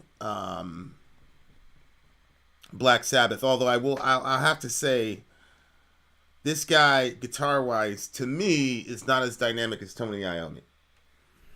But, you know, that's kind of a bullshit thing to say because everybody knows how I feel about Tony Iommi. I think Tony Iommi is a great... Right. Me, personally, Head is my favorite guitarist. I think Tony Iommi is the greatest, like, objectively the greatest guitarist in rock and roll. That's my opinion.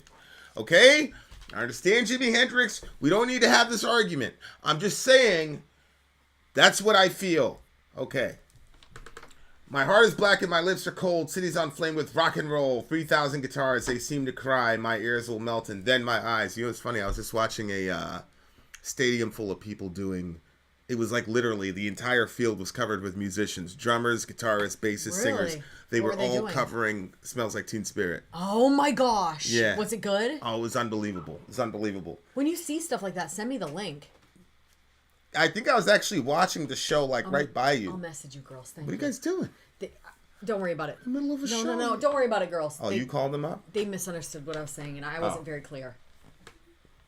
Thanks, girls. Was it Tony Iommi, the true father of metal, or was it Glenn Tipton? I'm going to go ahead and say it was Tony because I don't know who Glenn Tipton is. But yeah, it was like 3,000. It was, I don't know. It wasn't 3,000. It was probably hundreds of people, but it was unbelievable. It was unbelievable. And the stadium was full too, and everybody was just singing at the same time in unison. I was just like, damn, bro, I hope Kurt was able to see that. You know what I'm saying? That'd be really cool. I really think that people that go on can still see what's going on here. Whether or not they have the level of interest in here as we do, that I'm not sure about. Like, I think that it's available to them if they want to see, but I don't know if You don't think he'd look at that and smile? All them people jamming the shit that he wrote in his closet? I do. I just think that, like, the more stuff that we look into scientifically, and, like, every time I look at that amplitude, every time I look at it, I think to myself, when I look at all those lines and then it's slowly progressing into darkness. Yeah, the quadrillion scattering amplitudes. I don't know, like, I think that song's super cool, and I'm sure he does too, but if he's experiencing all that other stuff, I just don't know how significant that is. But what does that look like when other consciousnesses are vibing off an artifact of your consciousness? Yeah. That's the issue. It's not the spectacle of the stadium per se. I don't think that that's impressive to them. But what I'm saying is, if the entire thing is about conscious agents having conscious experiences on these various platforms, then what would it look like in some other dimension to see 1,000 of these consciousnesses vibing to an artifact of something that you did 40 years ago, and now they're enjoying it? Because if that's the purpose of everything, then that has to be significant, no matter what dimension you're in. If conscious experiences with one another are the goal, then it doesn't matter what you're seeing over there, because I mean, hell, God came down here to interface with us. So obviously something is important about the conscious beings on this planet. I didn't say it wasn't important. Or in this dimension. Important enough to leave the wonder of those other dimensions, because think about it, whatever's going on in those other dimensions, I'm sure they're very like fantastical, but at the end of the day, like, so for example, like me and you, for example, like if I was in the millionth dimension, I'd still be looking for you. You see what I'm saying? So yeah, I don't think we ever get over each other as human beings. I don't think we ever get over that as human beings, especially when there are things like music. I don't think that I don't bond either, us so but much. I guess what I feel like is that, and I don't have any reason for, like, I'm not gonna be able to tell you some reason, like whatever, some big, what I just think that like whatever is out there is so much more intense that you would probably look back at something like that and be like, that's cute, but look at intense in what way? Like other conscious humans? Whatever's out there, like I think that like I think the colors here are dull compared to what's there. I think the sounds are dull compared to what's there. Like, I just think that everything, like what we experience here is so small compared to what's after that. Well, colors and sounds aren't real anyway. I mean, I'm just using these words to kind of communicate. No, but my point is like, whatever's out there is greater than what's here, and so I think that it would. Yeah, that's be what I'm as disagreeing exciting. with. I don't agree that whatever's out there is greater than what's here. I don't agree with that. I think there are other things to explore and see, but I think that conscious beings are the pinnacle of creation. Right, but there's not just conscious beings here. There would be conscious beings there as well. I'm saying conscious human beings, because we're called image bearers of God, yeah, right? but there would be conscious human beings in both locations. How do you know that? Because other people have died. Not everybody's not just still waiting here stacking up. But that's my point. Like, my point is, when you say other people, they all found their locus here initially. Mm-hmm. Right. So whatever he's experiencing right now, he's experiencing with other conscious agents. Mm-hmm. What I'm saying is, you've got 3,000 people singing that one song as conscious agents together from the land of his origin. Mm-hmm. And what I'm saying is that's got to be massively significant, no matter what you're seeing out there, because you figure there's 8 billion people on the planet, only 30 of them are your quote family. Mm-hmm. So he has connections. Musicians have connections with their fans that are super physical, I'll say. So what I'm saying is, if he's hanging out with Genghis Khan, I'm sure that's very impressive, but he's got no connection with Genghis Khan. He didn't have a story with Genghis Khan on the earth, but he had a story with Dave Grohl and all the people that are on this earth. So that's what I'm saying. It would be much more significant. Like, no matter what I see in that next world, aside from Christ or whatever, no matter what I see in those other dimensions, I'm still going to be drawn to the consciousness of, like, Dorian, for example. You see what I'm saying? And so that to me is why, like, yeah, I understand, like, they're seeing, like, really cool, awesome stuff, but I do think that there's still, and you know, we see this in Hebrews, right, where you talk about the great cloud of witnesses that are apparently at some level still interested in what's going on the planet. You see this in Revelation. They're interdimensional humans that still have a vested interest in what's going on this platform. So to me, I don't think there's anything bigger in the universe than a human being. I just think that we need those other dimensions to unwrap the amazingness of what a human being actually is, because on this platform we have a very limited understanding of what a human being is, and that's why, you know, Lewis has that famous line, when you see a believer in the next world, you'd be tempted to worship. Because I think being in those other dimensions is going to create the almost natural selective necessity for us to be more and more glorious, whatever that is. So, but that doesn't still take away from the fact that what we experience on Earth here is a starting point from all of it. But it's just a celebration of music, and it's really interesting when he starts off talking about his heart being black. Like, that's just kind of like the metal attitude. Yeah. Like, that's one of the earliest times I've seen in the timeline with Revo, where it's like there's that sort of embracing of darkness type of thing, which is kind of like the one of the major kind of time, stamps of metal, is like embracing your darkness. I remember very clearly, like, when that happened with me. And to some degree, you could look at it as negative, but metal really helped me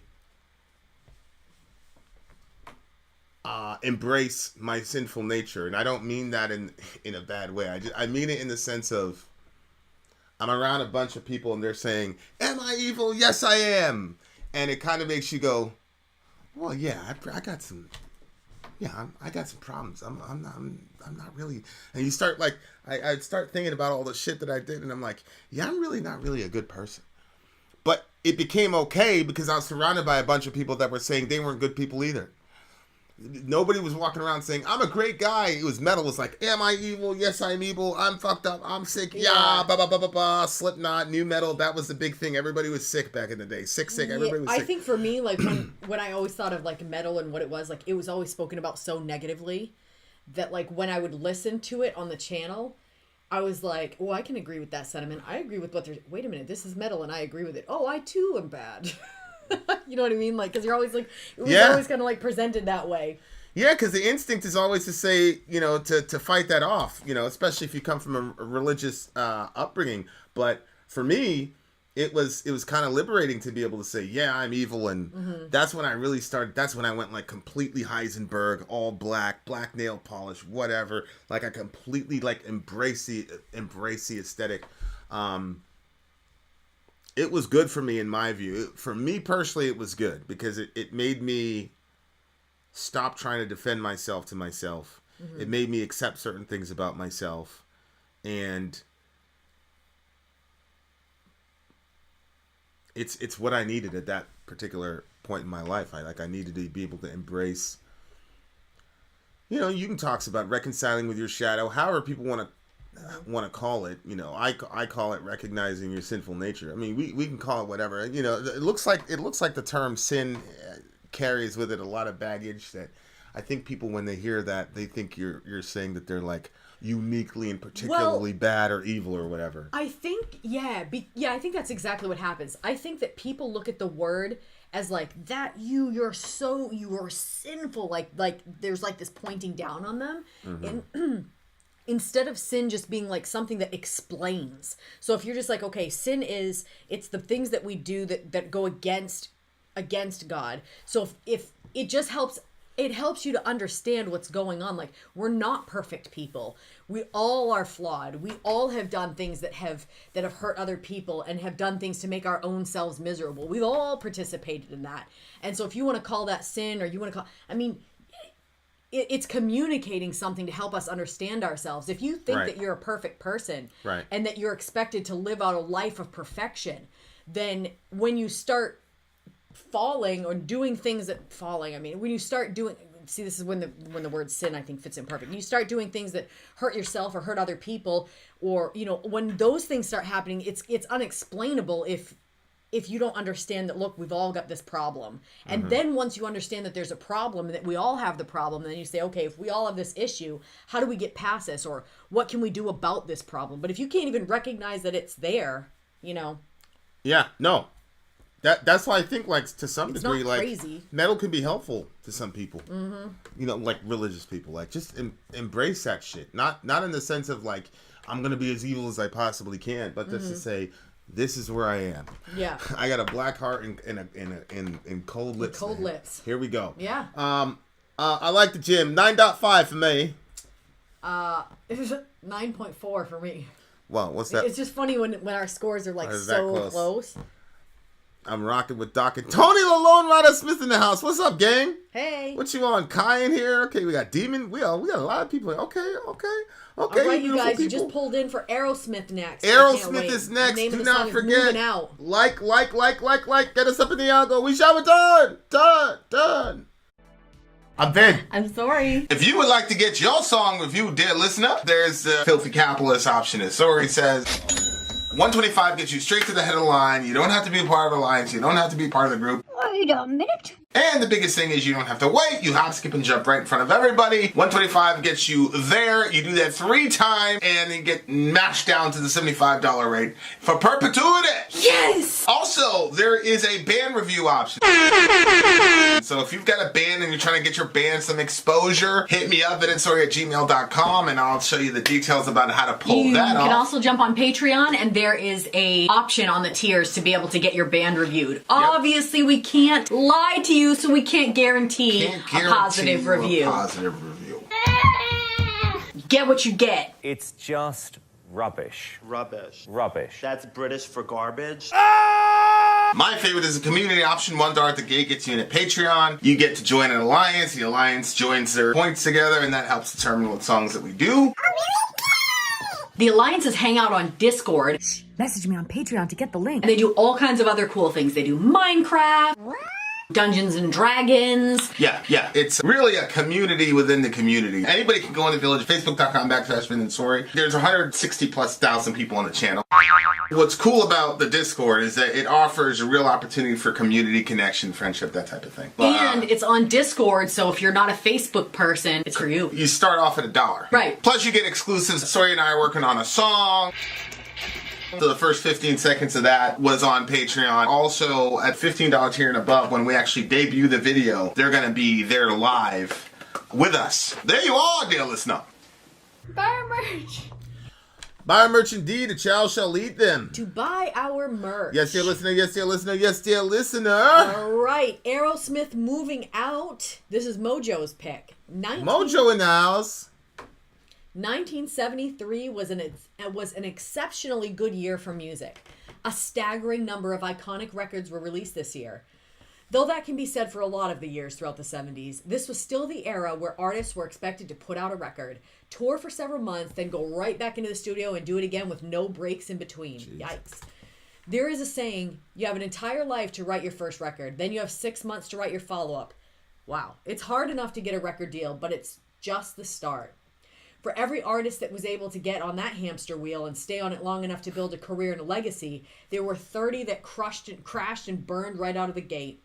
Aerosmith's debut record was released on January 5th, 1973, and it was not an auspicious start to their career. The songs on the record are good, but there were a couple issues that prevented the record from being as successful as it could have been. First, and by the band's own admission, they were not prepared for the first experience in a studio. They were too inexperienced to really capture the sound they were shooting for. None of the band members were really comfortable in their own skin, and it shows on the record. That's kind of interesting. But still, the songs were there, and when you listen to the record, you can hear and feel a spark of what could be and what they would become in just a few years. The second, and probably the biggest issue, is Bruce fucking Springsteen. Aerosmith and Springsteen were both signed to Columbia Records at about the same time. While Columbia was absolutely smitten with their new singer-songwriter acquisition, the same cannot be said for Aerosmith. In the labels, Infinite Wisdom, both artists' debut records were released on the same day. Oh, God. January 5th, 1973. Oh, my gosh. The full might of Columbia Records was rallied around breaking Bruce Springsteen, while Aerosmith was treated like the red-headed stepchild of the label. In effect, Aerosmith's record was dead on arrival. Apologies to any of our redheaded listeners. The song Moving Out is kind of a deep cut on this record. There are better known and liked songs. There are better known and liked songs. Hell, Dream On was on this record, which is their Stairway to Heaven. They've had to play that song for every show they've done for the last 50 years, and will have to continue to do so until they hang it up. But still, the song didn't become the iconic song that it is today until a few years later when it was re-released. Moving Out is my favorite song off the record and was the first song Steven Tyler and Joe Perry wrote together. Not a bad start to a 50-year career, despite the speed bump that was Bruce Springsteen. All right, Aerosmith, Moving Out. Okay, Aerosmith, Moving Out. Let's do it, shall we? Freaking Bruce Springsteen, taking care of business. All right. These things are not in order. Here we go! Haribo! He's laughing.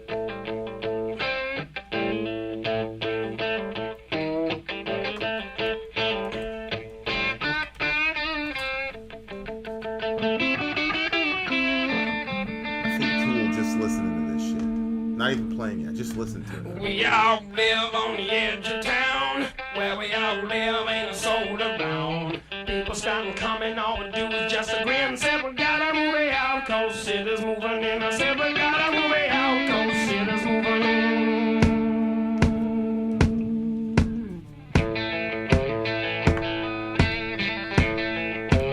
Imagine being in concert. Tell me who you know and I'll tell you who to.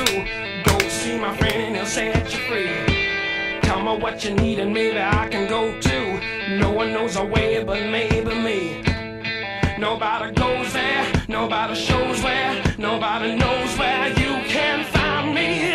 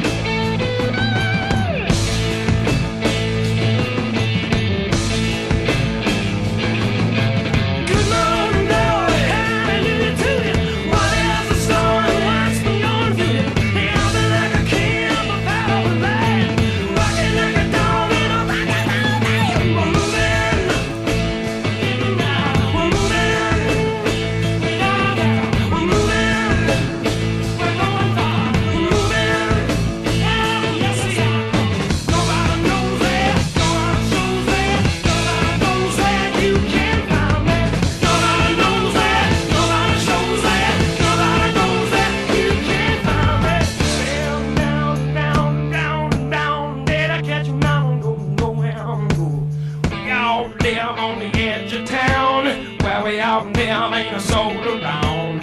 People starting coming on and then we just grin. Said we gotta move out, cause city's moving in. I said we gotta move out, cause city's moving in. I really, really like that song. A lot. I don't. This is off their first album. That was their first record. And this is the one that. God moving now because the city's moving in. That's pretty it just crazy. Sounded like. This is a song you could play in the hood. Oh really? Like this song, I feel this song would earn Aerosmith a ghetto pass. Really? Yeah, because it had the attitude. It had that like almost funk. Like what's up, pimp? Like it just had that urban. It had an urban feel to it. I just loved it, man. Like come through. You can come to the hood. You can go to the Edenwald projects. I mean, I won't be there with you, Aerosmith, but you know what I'm saying? Like it was just it's gritty, funky, like a lot of attitude. The cadence, like didn't he sound like a badass? Like sometimes the cadence, it's like. Yeah. You know what I'm saying? Yeah, like, no, I agree. It feels like a certain kind of, you know, it's got a little attitude, a little edge to it. I mean, not the most original riff in the world, but who freaking cares, man? A lot of music, man, is how you. It's how you put out the energy. You know what I'm saying? That's a lot of what music is, and you know that's why like sometimes. It's like when you hear covers, sometimes the cover's better than the originals because the guy doing the cover or the band doing the cover is just, you know, on a different level than everybody else. You see what I'm saying? Yeah. So, I don't know. He looks like he's doing a really, really, like, a good impression of being, you know, like a funk kind of singer or whatever. But yeah, what did you think was going on? They did hook up with Run DMC. So that makes sense. He was really Run DMC is a rap group. Okay. He was really influenced by a lot of R&B he was listening to at the time, and people thought he was trying to sing like a black singer, says Mojo. Yeah, DJ Mojo. I get it. Excuse me. That's what I meant. That's exactly. You hit the nail right on the head. Boom. That's exactly what I meant. Like he sounds like one. He sounds like one of us. You know, like that kind of attitude. When I lived with my brother, shout out to my older brother. His buddy, because he was living with his church guy, so it was like the three of them. It was like the three musketeers there in their like studio apartment in the Soundview Projects. Shout out to the Soundview Projects. Soundview Projects was like mega dangerous, horrible place. Oh really? Yeah. But they, nothing ever happened to me. The Bloods were. I think I was too like much of a freak because I was in my full gear. But anyway, dude, I think one name was Omar. I forgot the other guy's name. But dude was like a major funk fan. Like he loved funk and all that. And you know, I just heard, you know, just discovered Korn or whatever. And it was interesting because like a lot of the riffage, like the style, the start stop stuff, like the stuff that I saw in Korn and like the bouncy shit, like when he was playing his funk, I'm like, yo, oh my God. Really? Oh yeah. And it was weird. I used to, you know, you go and read magazines and they used to call Korn all types of things. One of the things they called them was funk metal. And of course I didn't know what any of that meant. But then I came in there and like dudes listening to his funk. I'm like, wait a second, like that sounds like something Korn would do. It was like it was really interesting because a lot of it is like about timing and beat and and like and it's kind of like exaggerating the rhythm almost. Like the you know, like that. Like, and there are like the bridge in the Isabel song is like completely stolen from that. But you just put it down an octave lower and then you add some you know, the distortion to it. It sounds like something completely different. But anyway, yeah, I definitely see. But see, it's interesting because he says we got to move out because the city's moving in. you would think that they would be considered like the city, their influence, their drawing of the crowds and stuff. But he's saying we're moving out because the city's moving. I don't know, it's just funny. Well, maybe he's talking about white flight. What? Maybe he's talking about white flight. White flight is what happens when like these white people live in the neighborhood and then too many black people start coming in. So then they're like, yo, we out. Yeah, I wondered that. We out. I don't know. I mean, it might be about that. I don't know. But we all live on the edge of town. Where we all live ain't a soul around. People start coming. All we do is just a grin. Said we got to move out because the city's moving in. See? If people start coming and all we do is just grin. Like, they'll smile on your face, but they, Yeah. That's why you never be our neighbors. Smile in our face, but we know you haters hate us. Jeremy Scott's all camouflage. Can't do it to yourself, Korea sabotage. I was really in that Travelodge. You just lying in your catalog. We're the guns and battle scars. We the one the judges juggling them gavels on. Put me to the body, homie. First 48, put us to them bodies, homie.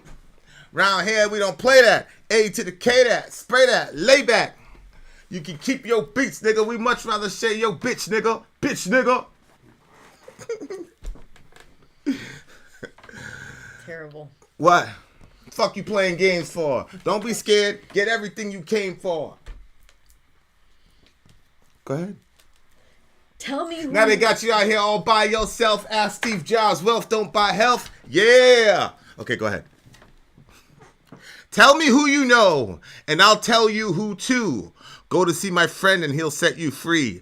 Tell me what you need and maybe I can go too. No one knows the way but maybe me. What do you think that's about? I don't know. Tell me who you know and tell me who you...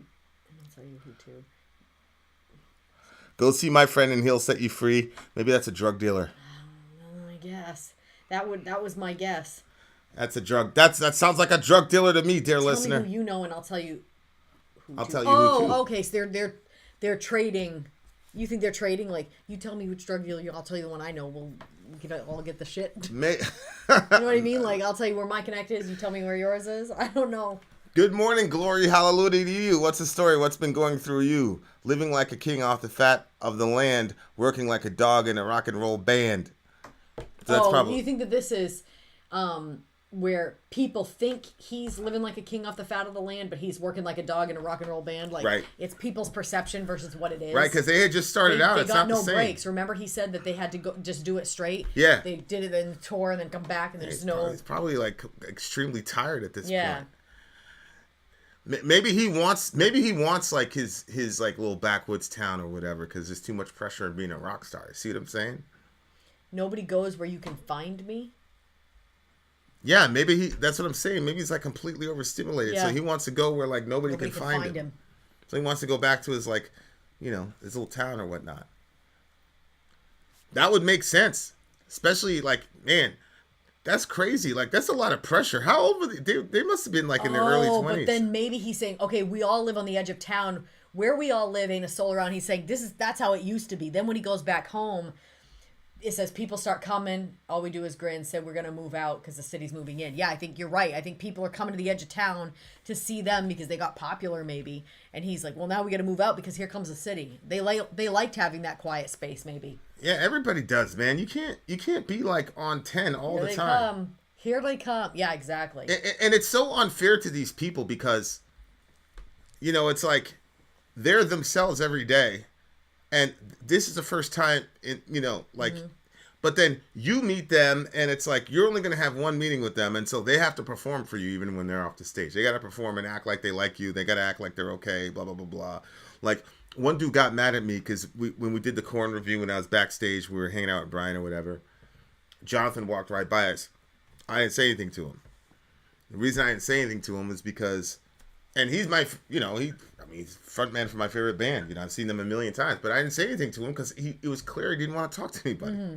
You know what I'm saying? Mm-hmm. So I'm not gonna put dude in a situation where now he's already performed for me. See what I'm saying? Like, he was on stage. He already performed for me. Like, what more do you want from the guy? But now, like, you could tell. Because remember, like, Head and the rest of them had to do the meet and greet with those people outside. Mm-hmm. He's like, yo, can you wait here? Like, I got to do this thing. And I'm like, yeah, you good, bro. But, so, Monk didn't go, Jonathan didn't go, but everybody else went. You know, Brian went. You know, they were all out there. Like, they're just they just put out for you. That's hard though, to be always in that situation where people are like. Yeah, that's what I'm saying. People suck the life out of you. Yeah, that's what I'm saying. That's why I texted old homeboy, the steroid guy, and I said, listen, when you see Brian's tired, tell us to leave because he's not going to tell us to go. Yeah. It's true. He did.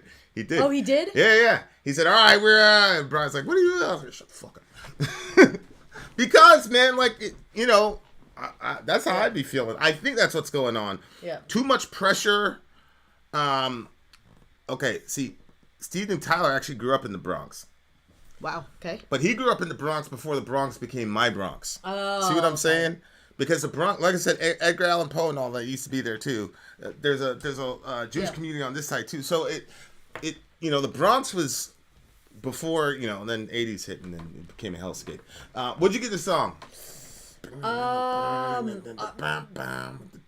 this one a 9. I'll give this one a 9. Get a 9.6 for me. Just that earworm riff. Like I thought you were going with a 9.8. You're never gonna get rid of that earworm riff like now in my head. So, and I'm sure it's gonna come up in a song of mine like in 4 months now. I'm gonna be like, yeah. I'm like, that's a different key. Did I show you that video where Vanilla Ice was trying to act like he did steal that thing from? I think it was from Queen. Queen did that song, Under Pressure. Dun, dun, dun, dun, dun, dun. Yeah. Well, Vanilla Ice has a song, Ice, Ice, Baby. Yeah, He goes, no, their song goes, dun, dun, dun, dun, dun, dun, dun. My song goes, dun, dun, dun, dun, dun, dun, dun. No. He's trying to explain how it's different. That's what's going to happen when I come up with that riff. And then somebody goes, hey, that sounds like that Aerosmith. So shut the fuck. We shall return, dear listener. All right, Deep Purple Vin next. out. Sorry, out. Gone. Whoop. I'm Vin. I'm sorry. If you would like to get your song reviewed, dear listener, there's the Filthy Capitalist option. As Sori says, 125 gets you straight to the head of the line. You don't have to be a part of the alliance. You don't have to be part of the group. Wait a minute. And the biggest thing is you don't have to wait. You hop, skip, and jump right in front of everybody. 125 gets you there. You do that 3 times, and then get mashed down to the $75 rate for perpetuity. Yes! Also, there is a band review option. So if you've got a band and you're trying to get your band some exposure, hit me up at sori@gmail.com, and I'll show you the details about how to pull that off. You can also jump on Patreon, and there is a option on the tiers to be able to get your band reviewed. Yep. Obviously, we can't lie to you, so we can't guarantee a positive review. Get what you get. It's just rubbish. Rubbish. Rubbish. That's British for garbage. My favorite is the community option. $1 at the gate gets you in at Patreon. You get to join an alliance. The alliance joins their points together, and that helps determine what songs that we do. The alliances hang out on Discord. Message me on Patreon to get the link. And they do all kinds of other cool things. They do Minecraft, Dungeons and Dragons. Yeah. It's really a community within the community. Anybody can go in the village, facebook.com/Vin and Sori. There's 160,000+ people on the channel. What's cool about the Discord is that it offers a real opportunity for community connection, friendship, that type of thing. And it's on Discord, so if you're not a Facebook person, it's for you. You start off at $1. Right. Plus you get exclusives. Sori and I are working on a song. So the first 15 seconds of that was on Patreon. Also, at $15 tier and above, when we actually debut the video, they're going to be there live with us. There you are, dear listener. Buy our merch. Buy merch indeed. Charles shall lead them. To buy our merch. Yes, dear listener. Yes, dear listener. Yes, dear listener. Speaking of merch, dear listener, your most important piece of merchandise in your household is your baby. And sometimes that beautiful little baby has colic and spit up and constipation. It's because you're feeding him American formula, which hasn't been significantly updated since 1980. So we had to go to Europe. And the EU is consistently updating their formula standards. And because of that, hence came Fuji Bear. It's formula that we literally use for our own children. If your kids got colic or anything like that, before you spend $50 on Nutramigen or whatever, check that out. Go to Amazon.com, put Fuji in just Fuji, Foodgie, You put Fuji in the little search bar and boom, there it goes. There you are. If you want to help in promoting Fuji for the betterment of the bellies of the babies of America. Look at that. The betterment of the bellies of the babies of America. Can you think of another freaking unbelievable? I'm so brilliant. Videostory@gmail.com. Thank you to those who have already sent them. We've got a couple more spots left. Okay, here we go. Deep Purple, Never Before is the name of this song. Never Before from the band Deep Purple. This is the first single from the album Machine Head, released by Warner Brothers Records in 1972. You've already reacted to their songs from this album, as this was the album with Smoke on the Water, Space Truckin', and Highway Star. This song reached number 4 on the US charts and number 21 on the UK charts. This is a live recording of the song. Okay, let's go. All right. Here we are. Here we are. That's Blue Oyster Cult. None of this shit is in order. Okay, here we go. Never Before.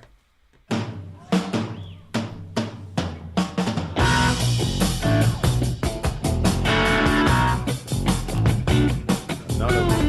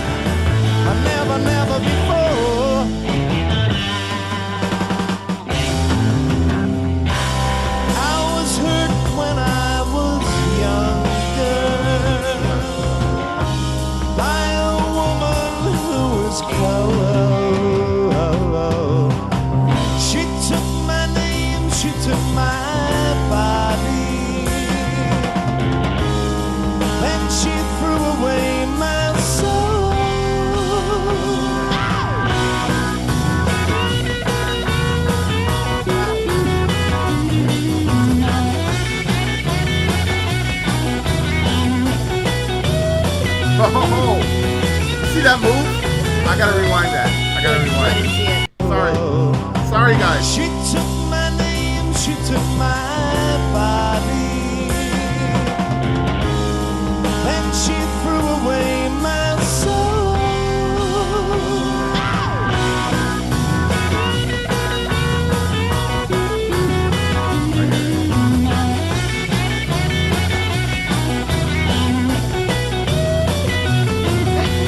That move. I just love that move. I don't know why.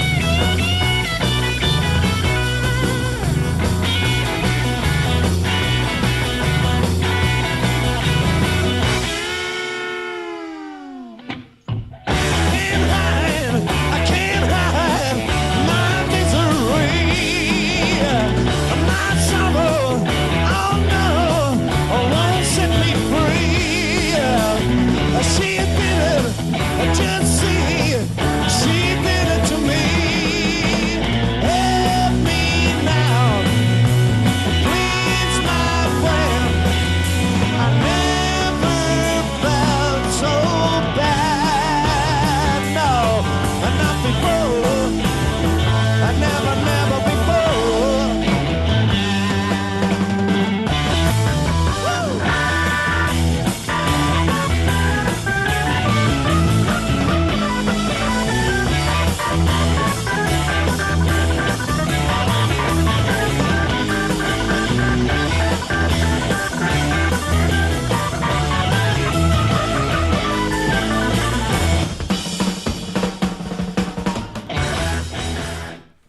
Okay, so this is a dude who is I not have taking... never seen this before. What? Where they did that.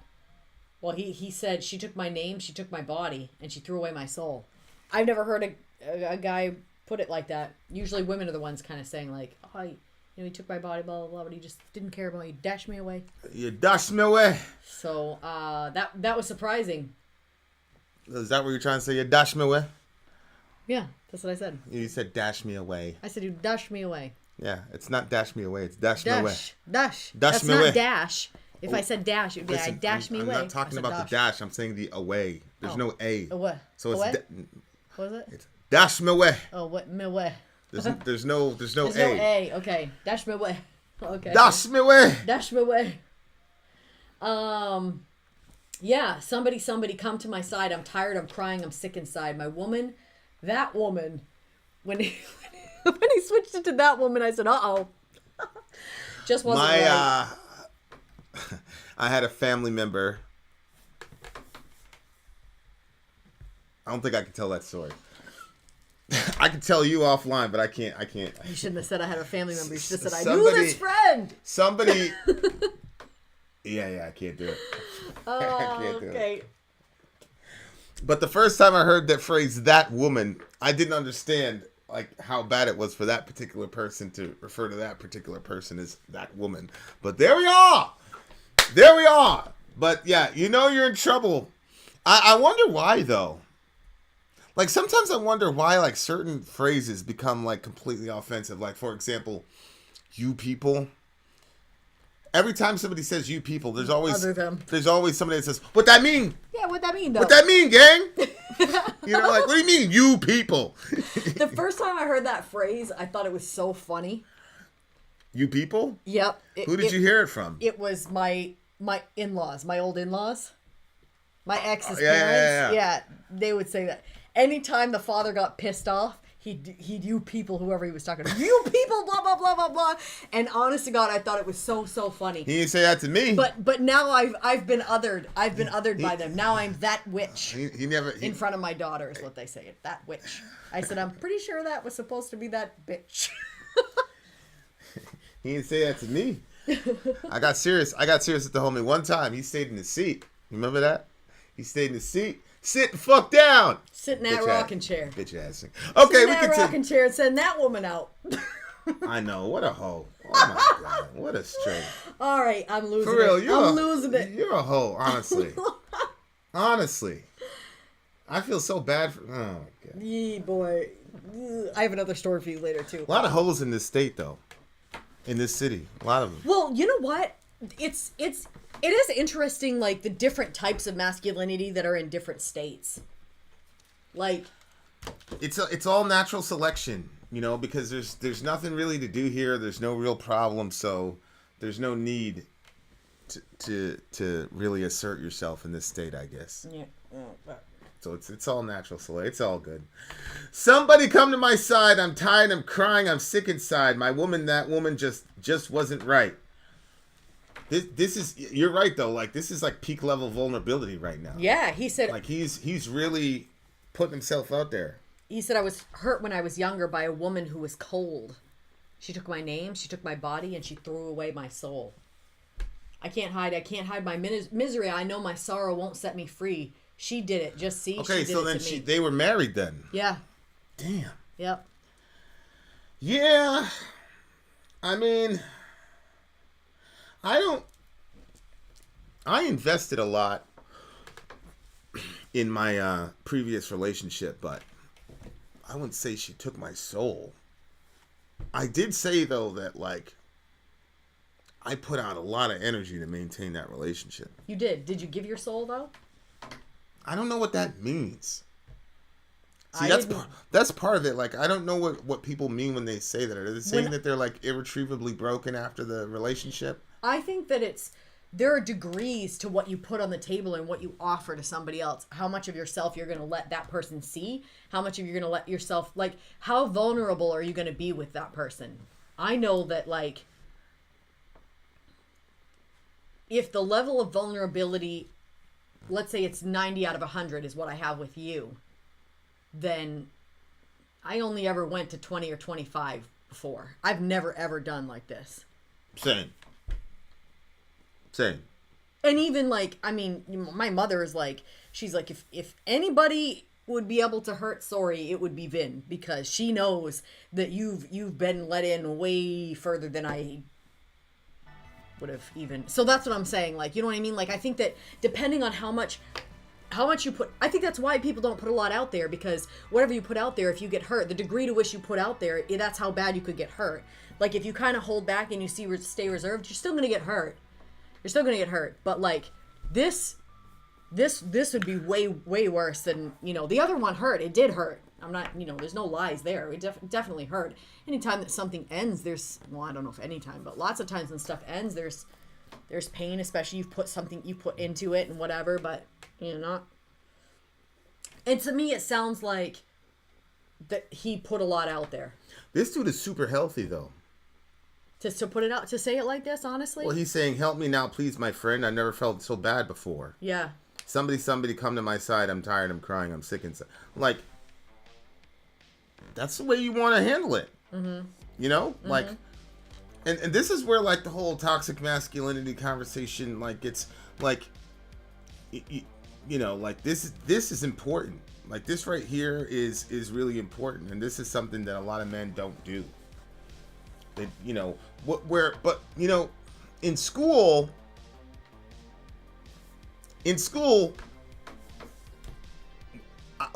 we were horrible about this. Like, you could not cry over a girl. You couldn't cry over a breakup. You couldn't feel bad about a breakup. And, you know, in my little subculture, it's so unnatural. I'd say that probably was mostly my fault in the little subculture I was in, because I was perceived as an influence, whatever. And if things didn't work out with a girl, like, I literally just didn't talk about it. We were just on to the next one. So, and I, for the most part, really didn't care. I genuinely didn't. I had other friends that cared, and I was confused by that. So it created this weird, I'd be like, yo, what's wrong with you? But they were looking at it, I was saying, like, what's wrong with you, like, making fun of them. But in reality, it was just more like, why is this affecting you like this? Look how many girls are in the school. She's not even that pretty, bro. But he was a lot more emotionally developed than I was. I think he was putting more of his emotion in it. He was more developed emotionally. I was obviously stunted emotionally from the experiences that I had up till then. He had bad experiences too, but he never let that. Oh my God, that's so sad. He never let that, you know, screw him up. He was always able to kind of like hold his heart out there. Oh, I never put the two of those together. But I think I created a really toxic subculture, actually, where like the way that we were all handling our relationships with females was horrible. And I'm not saying that, like, I mean, we were young kids in a school with a bunch of girls, and all of us had just, like, we were at the height of our pubescent powers, you know. We were 14, 15, 16 years old. And the girls were listening to all that, you know, Lil' Kim and all that, so they were trying to go for it too, you know what I mean? It's not like they were sideline victims in the situation. They were willing participants, but they didn't realize the fallout of that. I don't think. None of us did. Yeah. None of us did. But yeah, it was so it's weird to see something like this, because there's no like reference, there's no song like this in rap. Yeah, that's what I'm saying. I've never seen this before. So like that, like yeah, you know, so it's like it's interesting for me to like watch this, and not only the fact that he allowed himself to be hurt by this girl, but also the fact that he's actively looking for help. Mm-hmm. That's good. That's what you want people to do. It's amazing that dudes. It makes me wonder, like, what the trajectory of my life would have been had I been this kind of person. And like even some of the conflicts that we got into, like, obviously came out of that really crazy toxic culture with that shit. Yeah. So yeah, it's fascinating. It's fascinating, like, you know, the more you grow up and the more you realize, like, and I'm not like beating myself up about it, but it's like, yeah, dude, like you absolutely created a really bad culture over there. I was hurt when I was younger by a woman who was cold. I can't hide my misery. I know my sorrow won't set me free. She did it, you see, she did it to me. Help me please, my friend, I've never felt so bad before. Did you see the show line? So funny, just like a show. One name, two people, all in a row. Someone, somebody, someone must go. Yeah. That was a good line. That didn't come out in the actual video, though. Oh. He didn't say that in the video. Okay, no wonder I was like, did you see that? He just repeated the sorrow line. But that's a really good line because it's basically like, you know, it's like Survivor or something. There's only going to be one. Yep. So at the end of these game shows, there's only going to be one winner. Mm-hmm. So it's kind of like they were in a relationship. There's two of them. And so, like, one of them had to go. So it kind of puts you in a situation where your next relationship, you're like, this thing's going to be doomed to fail because one of us always going to have to go. Which I remember that when I was a kid, when I was a kid, I thought to myself, all relationships are going to end. It doesn't matter if you're friends, whatever, it's going to end, and it's not going to be because of death. Like, something is going to happen. And I thought the literal opposite. And I always thought that because they always went really, really, really bad all the time. So I just thought to myself, people are never, like, they're going to be friends for a little moment, but then something's going to happen. They're not going to be friends anymore, or they're not going to be married anymore, or they're not going to be XYZ anymore. Like, I thought that about every single relationship for as long as I can remember. So, yeah. So, which again, like, kind of influences. Wow, and then it doesn't. Wow, that's really interesting. Because you go ahead, carry on. No, go ahead. Well, it's just interesting because it seems like if you marinate in that sort of mindset all your life, then how could you get to the point where you think that you want to, have forever with somebody if you don't believe that forever can even exist? Well, it's not something I marinate on. It's like I don't marinate on the world being spherical. You know what I'm saying? It's just a belief it's just an assumed belief that I have. And then you just go on with your life. It's like, yep, the ground looks flat, but really we're on an oblong sphere. Yeah. And it's just back there, but it's not something I marinate on. It's just a brute fact. You see what I'm saying? Mm-hmm. And so that understanding of relationships wasn't something I'd marinate on. It was just something that in my mind was just a brute fact. And I'm not convinced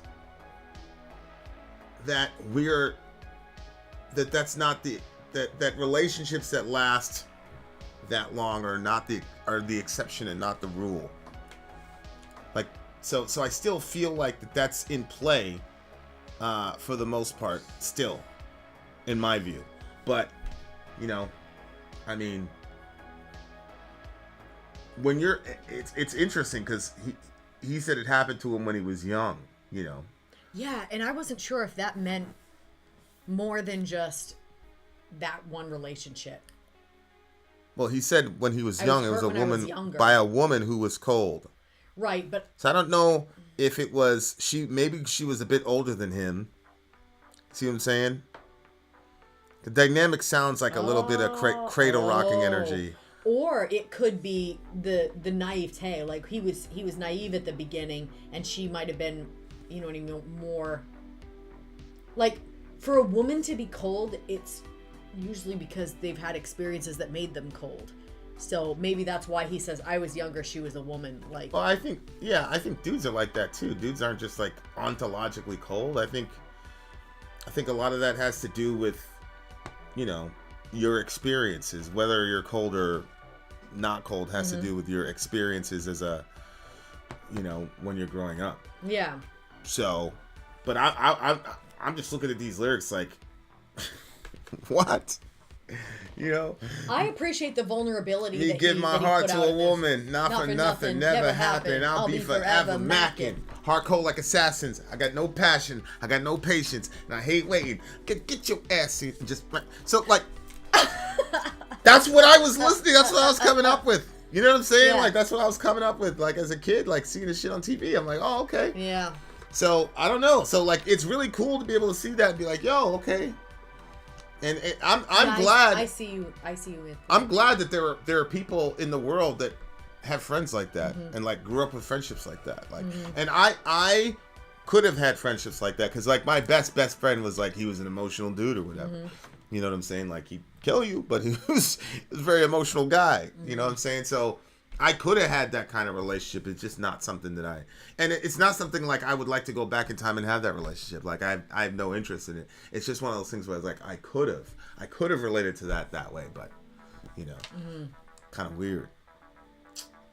But it's interesting because the environment here, I don't think there's any of that kind of faux masculinity here. I think people are encouraged to be emotional and whatever in this house and be affectionate and oh yeah, for sure. Yeah. You know, and so like if there was a situation where a heartbreak happened, I think the entire family would rally around that person. Oh, 100%. In this household, 100%, yeah. Evil Woman will make it on one of my streams. I can't see how it wouldn't. Yeah, so that woman did a number on him. This is a 9.8. 9.9 for me. The vulnerability. Yeah, man. That's a right deep up song. there. That's a really, really deep song. And you know the other thing? He says what this woman did, but he never calls her a bitch, never calls her a whore, never, you know, he doesn't pull out any of just that woman. Yeah, and that's completely in bounds. Yeah. That's completely in bounds, right? Like, but he never goes like the complete misogynist route, like that, which is the other side of that. Like, if you don't allow yourself to absorb that pain or whatever, and you turn it to bitterness, you absolutely will become a misogynist, you know, person with terrible views on women. So like, this is just a very, very healthy song. Yeah. It's just a very healthy song. I don't know how else to put it. There you go. We got one more song coming for you, dear listeners, from a band named Free. The name of the song is Wishing Well. Wishing Well is coming up soon. Vin out. Sorry out. Down. One more song, dear listener. I'm Vin. I'm sorry. If you would like to get your song reviewed, dear listener, there's the Filthy Capitalist option. As Sori says, 125 gets you straight to the head of the line. You don't have to be a part of the alliance. You don't have to be part of the group. Wait a minute. And the biggest thing is you don't have to wait. You hop, skip, and jump right in front of everybody. 125 gets you there. You do that 3 times, and you get mashed down to the $75 rate for perpetuity. Yes! Also, there is a band review option. So if you've got a band and you're trying to get your band some exposure, hit me up at itsori@gmail.com, and I'll show you the details about how to pull that off. You can also jump on Patreon, and there is a option on the tiers to be able to get your band reviewed. Obviously, we can't lie to you, so we can't guarantee a positive review. Get what you get. It's just rubbish. Rubbish. Rubbish. That's British for garbage. My favorite is a community option. $1 at the gate gets you in at Patreon. You get to join an alliance. The alliance joins their points together, and that helps determine what songs that we do. The alliances hang out on Discord. Message me on Patreon to get the link. And they do all kinds of other cool things. They do Minecraft, Dungeons and Dragons. Yeah. It's really a community within the community. Anybody can go in the village. Facebook.com/Vin and Sori. There's 160,000+ people on the channel. What's cool about the Discord is that it offers a real opportunity for community connection, friendship, that type of thing. And it's on Discord, so if you're not a Facebook person, it's for you. You start off at $1. Right. Plus you get exclusives. Sori and I are working on a song. So the first 15 seconds of that was on Patreon. Also, at $15 tier and above, when we actually debut the video, they're going to be there live with us. There you are, dear listener. Buy our merch. Buy our merch indeed. Shall lead them. To buy our merch. Yes, dear listener. Yes, dear listener. Yes, dear listener. All right, DJ Stream. Last song of the night is by a band named Free. Free. The name of the song is Wishing Well. Throw some coins in and wish for more songs, but I don't think that's happening tonight. Boo, boo, boo. But we do have a poem later. Okay, so this is the message from our DJ. This song was released in December of 1972, and the lead our DJ is Revo on this song. Then we start with that first? Oh, you want me to? Yeah. Okay. When were you going to do that? Well, after the DJ stream. Okay. We have a surprise for you guys after the DJ stream. Go ahead. This song was released in December of 1972 and the lead single off of their Heartbreaker album, released by Island Records. This song is written by the band and is about their close friend Bevan T. Woodhouse. This is your first reaction to Free. They are a UK hard rock band formed in 1968. They are one of the most influential British hard rock bands. All right, guys, here we go. The last song of the night is Wishing Well, so this should be good. Wishing Well by the band. What's the name of the band again? Free. Free. Free! All right, where'd you go? There it is. Free. Wishing Well. These people look weird, bro. Look at that.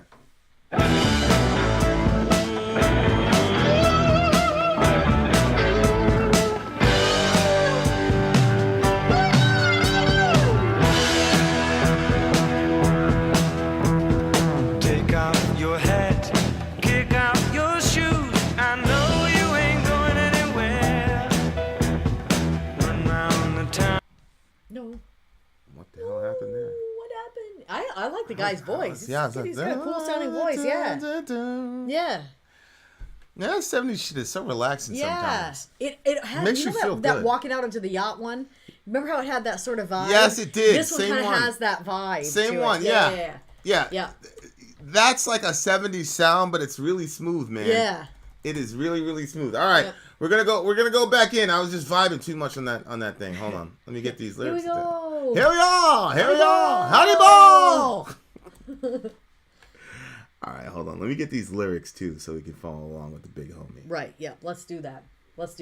All right, you guys. All right, we're let's starting go in again. Free. Wishing Well. Part 2. Let's go. Heartbreaker album. It's probably a relationship song.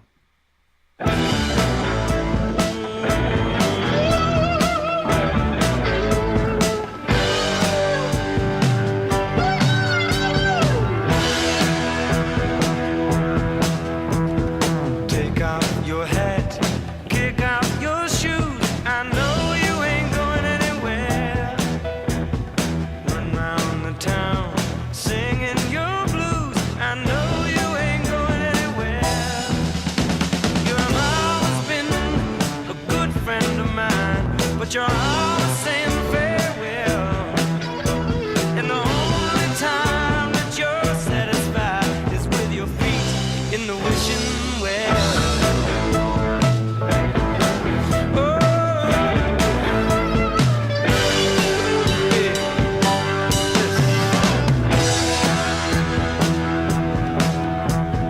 Throw down your gun, you might shoot yourself, or is that what you're trying to do?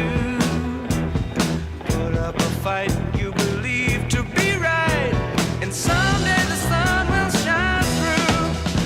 You've always got something to hide, something you just can't tell, and the only time that you're satisfied is with your feet in the wishing well.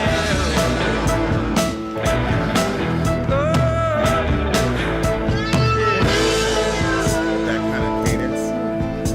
But I know what you're wishing for. Love in a peaceful world. Damn. Yeah. Love in a peaceful world. Oh yeah. Love in a peaceful world.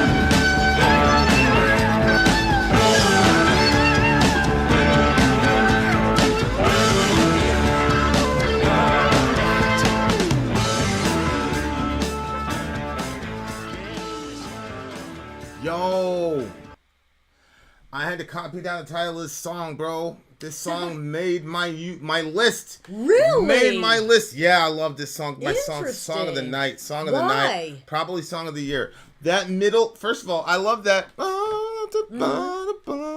That sounds like a common kind of thing in the 70s. Like everybody used that kind of style a little bit. I love that, but I love that style. Like I think there's a lot of room to modernize that. It's something we could do that would sound really, really cool.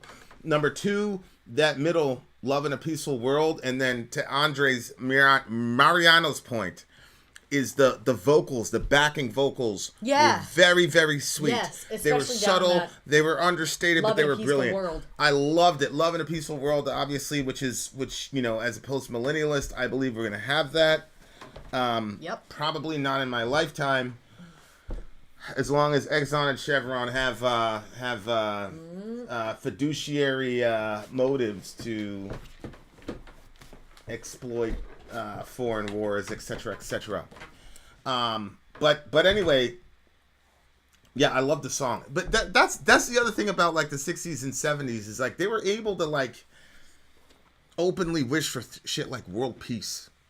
They talk about world peace and all that. I mean, and some of it got to be too preachy, like the whole Imagine, you know, nonsense or whatever. But like aside from Imagine, a lot of those 60s or 70s songs, like when they were talking about world peace, like it wasn't preachy. It was just like they were genuinely talking about world peace. You know what I'm saying?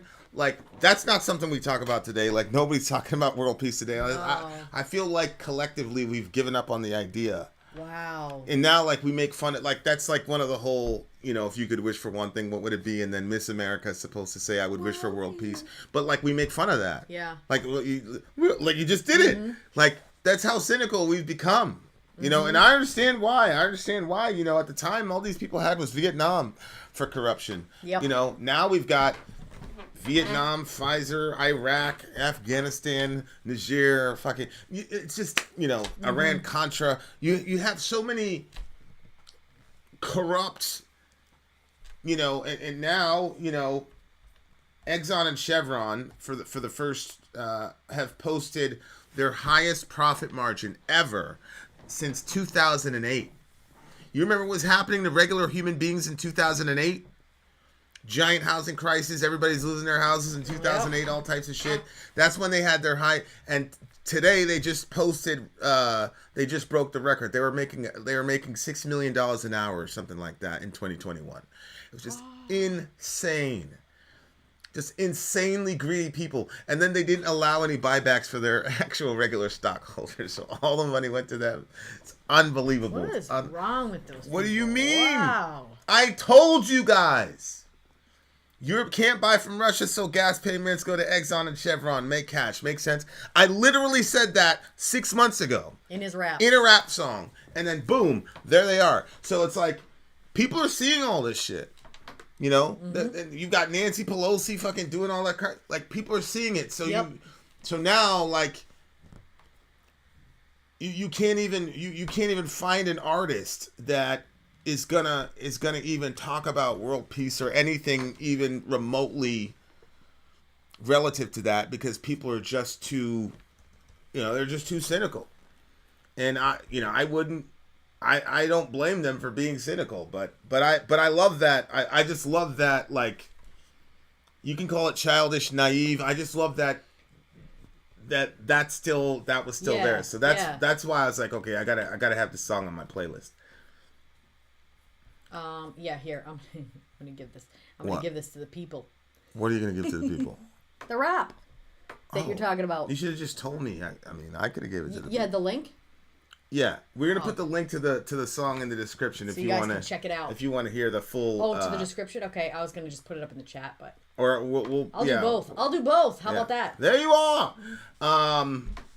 Throw down your gun. You might shoot yourself. Or is that what you're trying to do?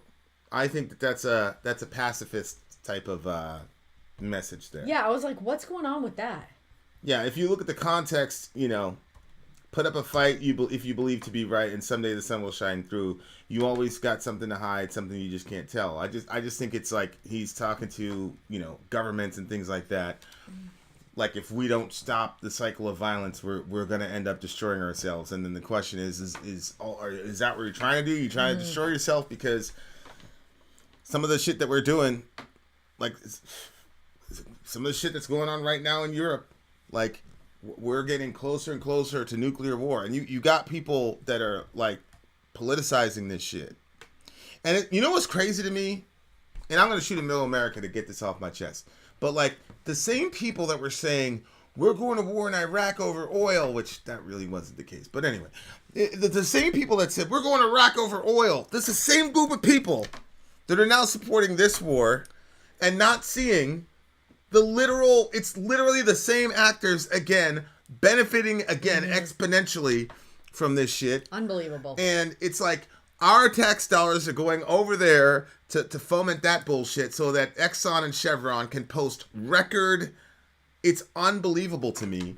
Like, but they've got us, man. Like the psychological warfare, the job that it's been done on the mind of a large portion of this country is I tip my hat to it. It's the best I've ever seen. It's really the best I've ever seen. How to get people to passionately operate against their own self-interest after you've already fucked them the exact same way before. Unbelievable. You gotta tip your hat to it. Shit is incredible to me. But yeah, like, you know, a lot of people, I still believe very deeply in the doctrine of pacifism. I don't believe very much in myself, in my ability to walk it out in any real consistent way if certain levers are pulled. I think that's something that I've learned over the years about myself that you have to come to grips with. But I still believe in it as an ultimate principle, because people are like, well, if you do that, then you know what's gonna Hitler, blah blah blah. It's like, yeah, okay, great. So we killed Hitler and the Nazis, and the next thing we got were the Soviets, who killed 5-10 times more people than Hitler did. So okay, what about that? Like, what does that get us? What has it been getting us? Right. You know what I'm saying? Like, what is all this war and jihad? What has it been getting us? So it's like, put the gun away. You shoot yourself, or is that what you're trying to do? Like, can you not see that for as long as we continue these cycles of violence is going to be the response? Exactly. And like, you know, sometimes I remember when the Indians and the Pakistanis were beefing over the Kashmir Valley, and the Pakistanis were threatening them, and the Indians basically said, we're a subcontinent, we can afford a nuclear strike. Basically saying, like, the Indians are basically saying, we will fucking nuke you, and we will eat that loss because India is a subcontinent over the fucking Kashmir Valley. And so it's like, damn, dude, like, there's the whole doctrine of mutual assured destruction. Like, that was supposed to be a deterrent to that type of shit. So that type of rhetoric, man, I don't know. That type of rhetoric, man, like that's terrifying. Because then it's like, imagine being a normal Indian citizen, because you know that if that ICBM goes off, like, or whatever, like, you know that the government's not getting killed. You know that they've got some underground bunker 6,000 miles in the center of the earth or whatever. You're gonna eat that. You know, like, shit is just crazy. Yep. It's crazy. So when we don't take that whole turn the other cheek thing seriously, like, people die in bunches. I mean, we've seen it in our own, area. But like, this is what I talk about with like music in the 70s and things like that. Like, it sounds beautiful, it's aesthetically pleasing, but there is a legitimate significant phrase. And if you don't, it's just crazy. Like, nobody really listened to them though. You know what I'm saying? Like, they were functioning in a prophetic role in their context, and it's crazy because it seems like the kids always get it, the adults don't. But these are the same kids that got us the Iraq War and all the rest of it. Like, the sons of these people brought us the bullshit we're dealing with right now. So it's just human beings never learn, you know. And when you're young, you know what it is? When you're young and you don't have power, and you don't understand the temptations that power gives you, and how easy it is, especially now with technology, to push a button and do. So like, when you're young and you have no power to be corrupt, it's easy to be righteous. Right? Ooh, that's a good point. So then these kids got older. They started getting stock portfolios and all that type of shit, and then they started occupying the positions of power.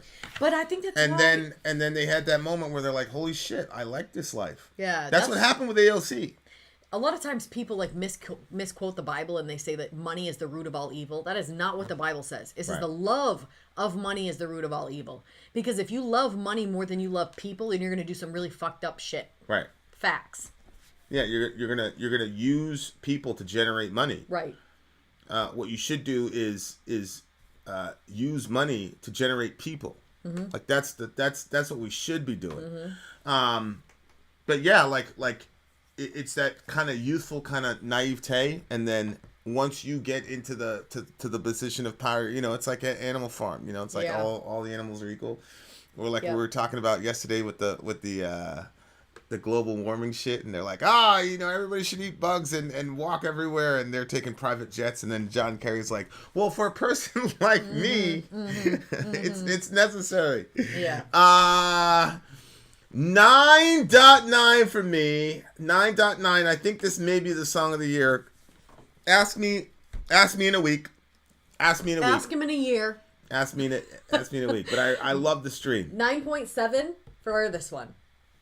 There you are, dear listener, and we have concluded another amazing episode of the Vin and Sori Show. But before we go, we have a poem. Ladies and gentlemen, we have a very interesting tier on our Patreon. That's the $15 tier, and on that tier, we advertise something for you. It could be your business, it could be poetry or music or something. You basically get clip, 15 to 30 seconds is what you get. And so the big homie Lone Rider is coming on in with a poem. Remember when we did a stream for him and we put that horse in there? He was like, trash the horse. He didn't like it. He's like, it's not that kind of Lone Rider. We were like, the Lone Rider. Remember? Yeah. Yeah, you thought you were being all inventive. Yeah, we thought we were being so slick. All right, so this is the poem from the Lone Rider. Vin and Sori, in all their heavenly glory, tell amazing stories, reviewing a lot of music. They're altruistic. They're great people, great parents, giving love to the world, together shining light to the dark. They have such good hearts. Nothing will tear them apart. Always sending out positive vibes. Man, I really love you guys. Thank you for being a major part of our lives. Thank you for that, Tony. I appreciate that. Mm-hmm. Screenshot that shit from you. Screenshot that. Thank you for that, Tony. Tony, I read it like 4 times before I read it to everybody else. I'm sorry. So you didn't get like an honest, true reaction from the gate because I kept reading. I was like, because you're trying not to cry. I'm sending it to you right now, though. All right. So thank you for that. I appreciate that. Thank you for that. It's I looked and we were at like 3,500 videos that we posted. That's a lot of time. Mm-hmm. Mm-hmm. That's a lot of time. So it's good to know that it's appreciated. Yeah. You all appreciate it. Yeah, it means something to people. Yeah. That's yeah. So thank you very much, Tony. I appreciate that, bro. I really, really do. Thank you very much. Also, shout out to our DJ Revo, bringing the goodness, and Mojo, and there was another one, right, too. Matt. Was it Matt, Mojo, shout out to Matt. Shout out to Mojo. So shout out to Revo. So yeah, you guys know how you know how Revo gets down. We will see you guys soon. We don't have another one, do we? I'm not sure. We might have one tomorrow night, to be honest with you. So we probably do. We got that major. We got a major call with our advertising firm tomorrow. So wait, is tomorrow the 31st? No, tomorrow's the 1st. This is the 1st. Yeah, that's our comedian show. What time? I got to get with him and make sure that it's still on. Okay. And if it is, it's usually around 9 p.m. Okay. So that'll be the first time we are reviewing George Carlin's. It's some stand-up thing for George Carlin. So that's going to be tomorrow. It'll be the first time we're reviewing something like that on this particular channel. Should be good. Oh, there was more to Tony's poem. Heart emoji, smiley face. Yes. All right, you guys, thanks for coming through. We'll probably see you tomorrow for some fun. In the meantime, stay safe. Love each other. Love yourself also. Yep. Take care of yourself and other people. Vin out. Sorry out.